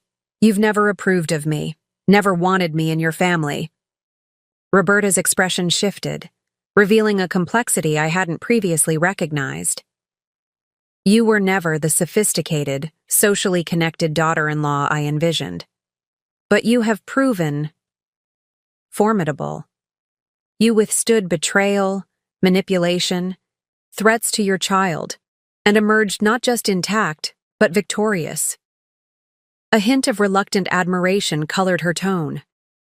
The Winters family has always valued strength, even when it operates against our interests. This doesn't change anything, I said, finding my voice again. Your approval or disapproval means nothing to me.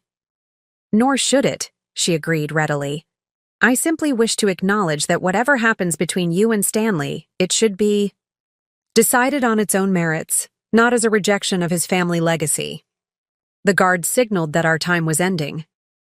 Roberta stood, somehow managing to look dignified despite the prison jumpsuit. One last thing, she said. There is a small music box in my personal effects. It belonged to Stanley's grandmother. I would like Ava to have it someday. It's the only thing I ever truly treasured that wasn't bought with money. With that enigmatic statement, she turned and walked away, leaving me to wonder if I had just witnessed a moment of genuine humanity from Roberta Winters, or simply another calculated performance.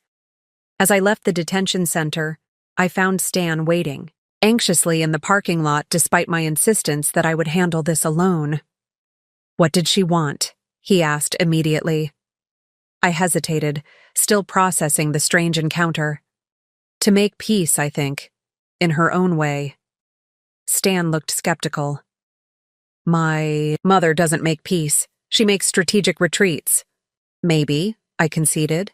Or maybe losing everything has shown her what actually matters. And what's that? I looked at him thoughtfully. Family. But not the way she defined it. Not as a legacy or empire. Family as people who love and protect each other. As we drove back to the hotel in silence, I found myself contemplating Roberta's words about Stan's love being unusual and valuable. Was she manipulating me even now? Or had she recognized something true about her son that deserved acknowledgement? The mountains rose in the distance, ancient and enduring, a reminder that our human dramas, however intense, were fleeting in the grand scheme of things. Whatever decisions lay ahead, they would be mine to make, free from Roberta's influence. At last.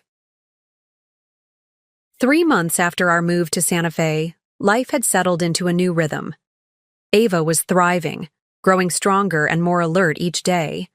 Her first laugh, a sudden, delighted sound that caught us both by surprise, came during one of Stan's visits. We'd looked at each other over her head, momentarily united in parental joy before the complications of our relationship reasserted themselves. The house I'd purchased was coming together, slowly transforming from a space into a home. I'd decorated Ava's new nursery myself, painting the walls a soft green that reminded me of spring. No designer furniture or custom fixtures this time, just carefully chosen pieces that brought me joy when I looked at them. Stan had found work with a small investment firm, using his financial expertise without the baggage of the Winters name. The local community, less impressed by wealth and status than our former social circle, accepted him as just another professional starting over. I had begun consulting remotely for my old company, easing back into work while balancing Ava's needs. The normal challenges of new motherhood, sleep deprivation, feeding schedules, the constant vigilance, were almost welcome after the extraordinary stress of the past months. On a clear December evening, Stan arrived for his usual visit carrying a small, ornate wooden box. "What's that?" I asked, letting him in as Ava napped in her swing nearby. "The music box," he explained, setting it on the coffee table. "From my mother. The prison released her personal effects to Paolo, who passed. This on to me." I studied the box warily. Anything from Roberta came with emotional complications. "It's been in the family for generations," Stan continued. "My grandmother used to play it for me when I was small." He opened the lid, and a delicate melody filled the room, Debussy's Clair de Lune, rendered in simple music box tones. "It's beautiful," I admitted, running my finger along the inlaid wood pattern. "My grandmother was the only person my mother ever truly respected," Stan said, watching the tiny cylinder rotate inside. "She came from nothing, married into wealth, but never let it define her. My mother saw that as strength." I thought about Roberta's words during our prison meeting, her strange acknowledgement of my formidable nature. "I've been thinking a lot about family lately," I said, closing the music box gently. "What makes a family healthy or toxic? What I want for Ava."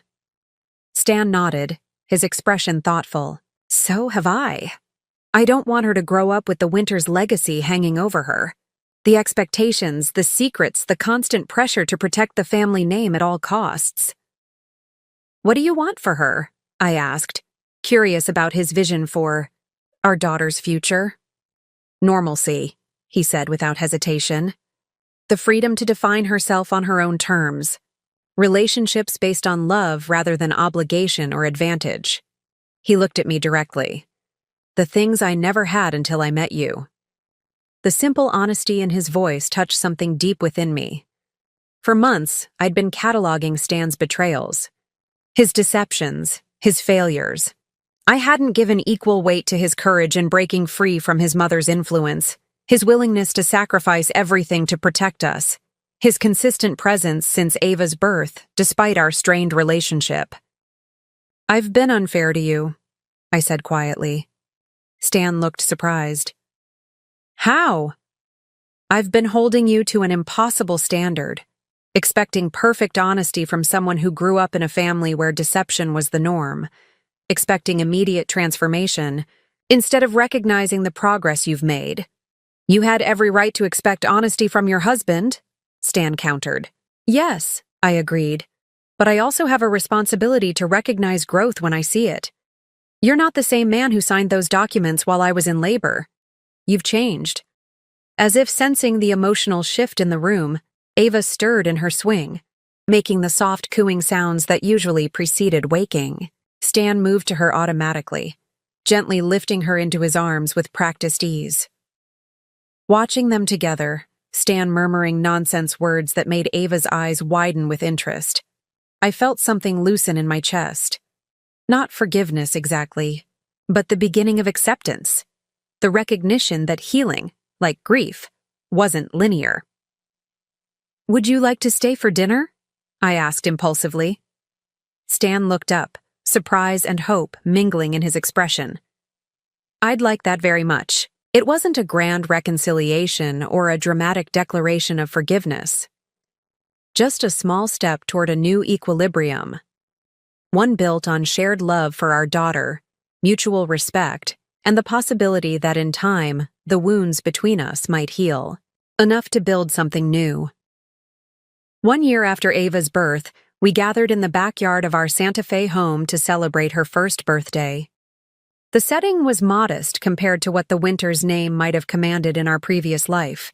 A simple cake, balloons tied to the porch railing, a handful of guests including Crystal, who had flown in for the occasion, and a few local friends we'd made.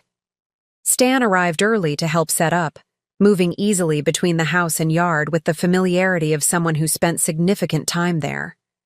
In the past few months, our careful dinner invitations had evolved into family movie nights, weekend outings to the farmer's market, and the occasional shared meal that stretched late into the evening with conversation.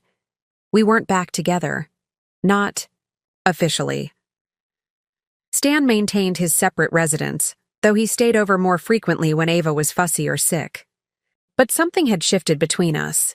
A gradual rebuilding of trust through small, consistent actions rather than grand gestures. As I arranged fruit on a platter, I caught sight of Stan through the kitchen window. He was hanging a banner that read, "Happy First Birthday, Ava," while our daughter watched from her blanket on the grass, clapping delightedly at his animated expressions. "You two seem better," Crystal observed, joining me at the counter. "Not quite back to normal, but getting somewhere." I smiled, acknowledging the truth in her assessment. "We're figuring it out one day at a time. He's not the same person he was, and neither am I." "That's not necessarily a bad thing," Crystal pointed out. "Sometimes we need to break before we can rebuild stronger." The wisdom in her words struck me. So much had been broken in the past year. Our marriage, our trust, our illusions about wealth and family. Yet from those broken pieces, we were carefully constructing something new, something perhaps more resilient because we now understood its fragility. Later, as our small gathering sang "Happy Birthday" to a wide-eyed Ava, I found myself overwhelmed with gratitude. Not just for our daughter's health and happiness, but for the unexpected journey that had brought us here, to this simple celebration, surrounded by genuine connection rather than the artifice of the world we'd left behind. The Thao, Winter's fortune had been decimated, the family name tarnished by scandal. Roberta remained in prison, her empire dismantled. Yet standing in our modest backyard, watching Ava smash cake between her tiny fingers while Stan captured the moment on camera, I felt wealthier than I ever had in our mansion. After the guests had departed and Ava was bathed and settled into her crib, Stan and I found ourselves on the back porch, sharing a bottle of wine beneath the vast New Mexico sky. "I got a letter from my mother today," Stan said after a comfortable silence. "She's been transferred to a minimum security facility. Says the music theory classes she's teaching give her purpose." I raised an eyebrow, skeptical but willing to consider the possibility of change, however limited. "Do you believe her?" Stan shrugged. "I believe she's adapting. It's what she's always done." He swirled the wine in his glass thoughtfully. "She asked about Ava, about you." "What did you tell her?" "The truth. That we're finding our way. That Ava is amazing." He looked at me, his expression open. "That I'm grateful every day for this second chance, even though I didn't deserve it." "We all deserve second chances," I said softly. "It's what we do with them that matters." Stan reached across the space between our chairs, his hand extended in invitation. After a moment's hesitation, I placed my hand in his. "I was thinking," he began carefully, "that maybe I could look for a place closer to here, not moving in, just nearby, for Ava's sake." I interlaced our fingers, the familiar contours of his hand both strange and comforting. "Or you could stay here sometimes. In the guest room," I added quickly. "Also for Ava's sake." Hope flickered across his face, cautious but unmistakable. "I'd like that." As the stars emerged above us, I reflected on the extraordinary year behind us. The betrayal that began in a delivery room had set in motion events neither of us could have predicted. The collapse of an empire, the reveal of long-buried crimes, our escape to this new life far from everything familiar. Yet amid the chaos and pain, we had discovered essential truths. That wealth without integrity was poverty in disguise. That family meant protection and love, not control. That trust, once broken, could be rebuilt. Slowly, imperfectly, but genuinely. The journey wasn't over.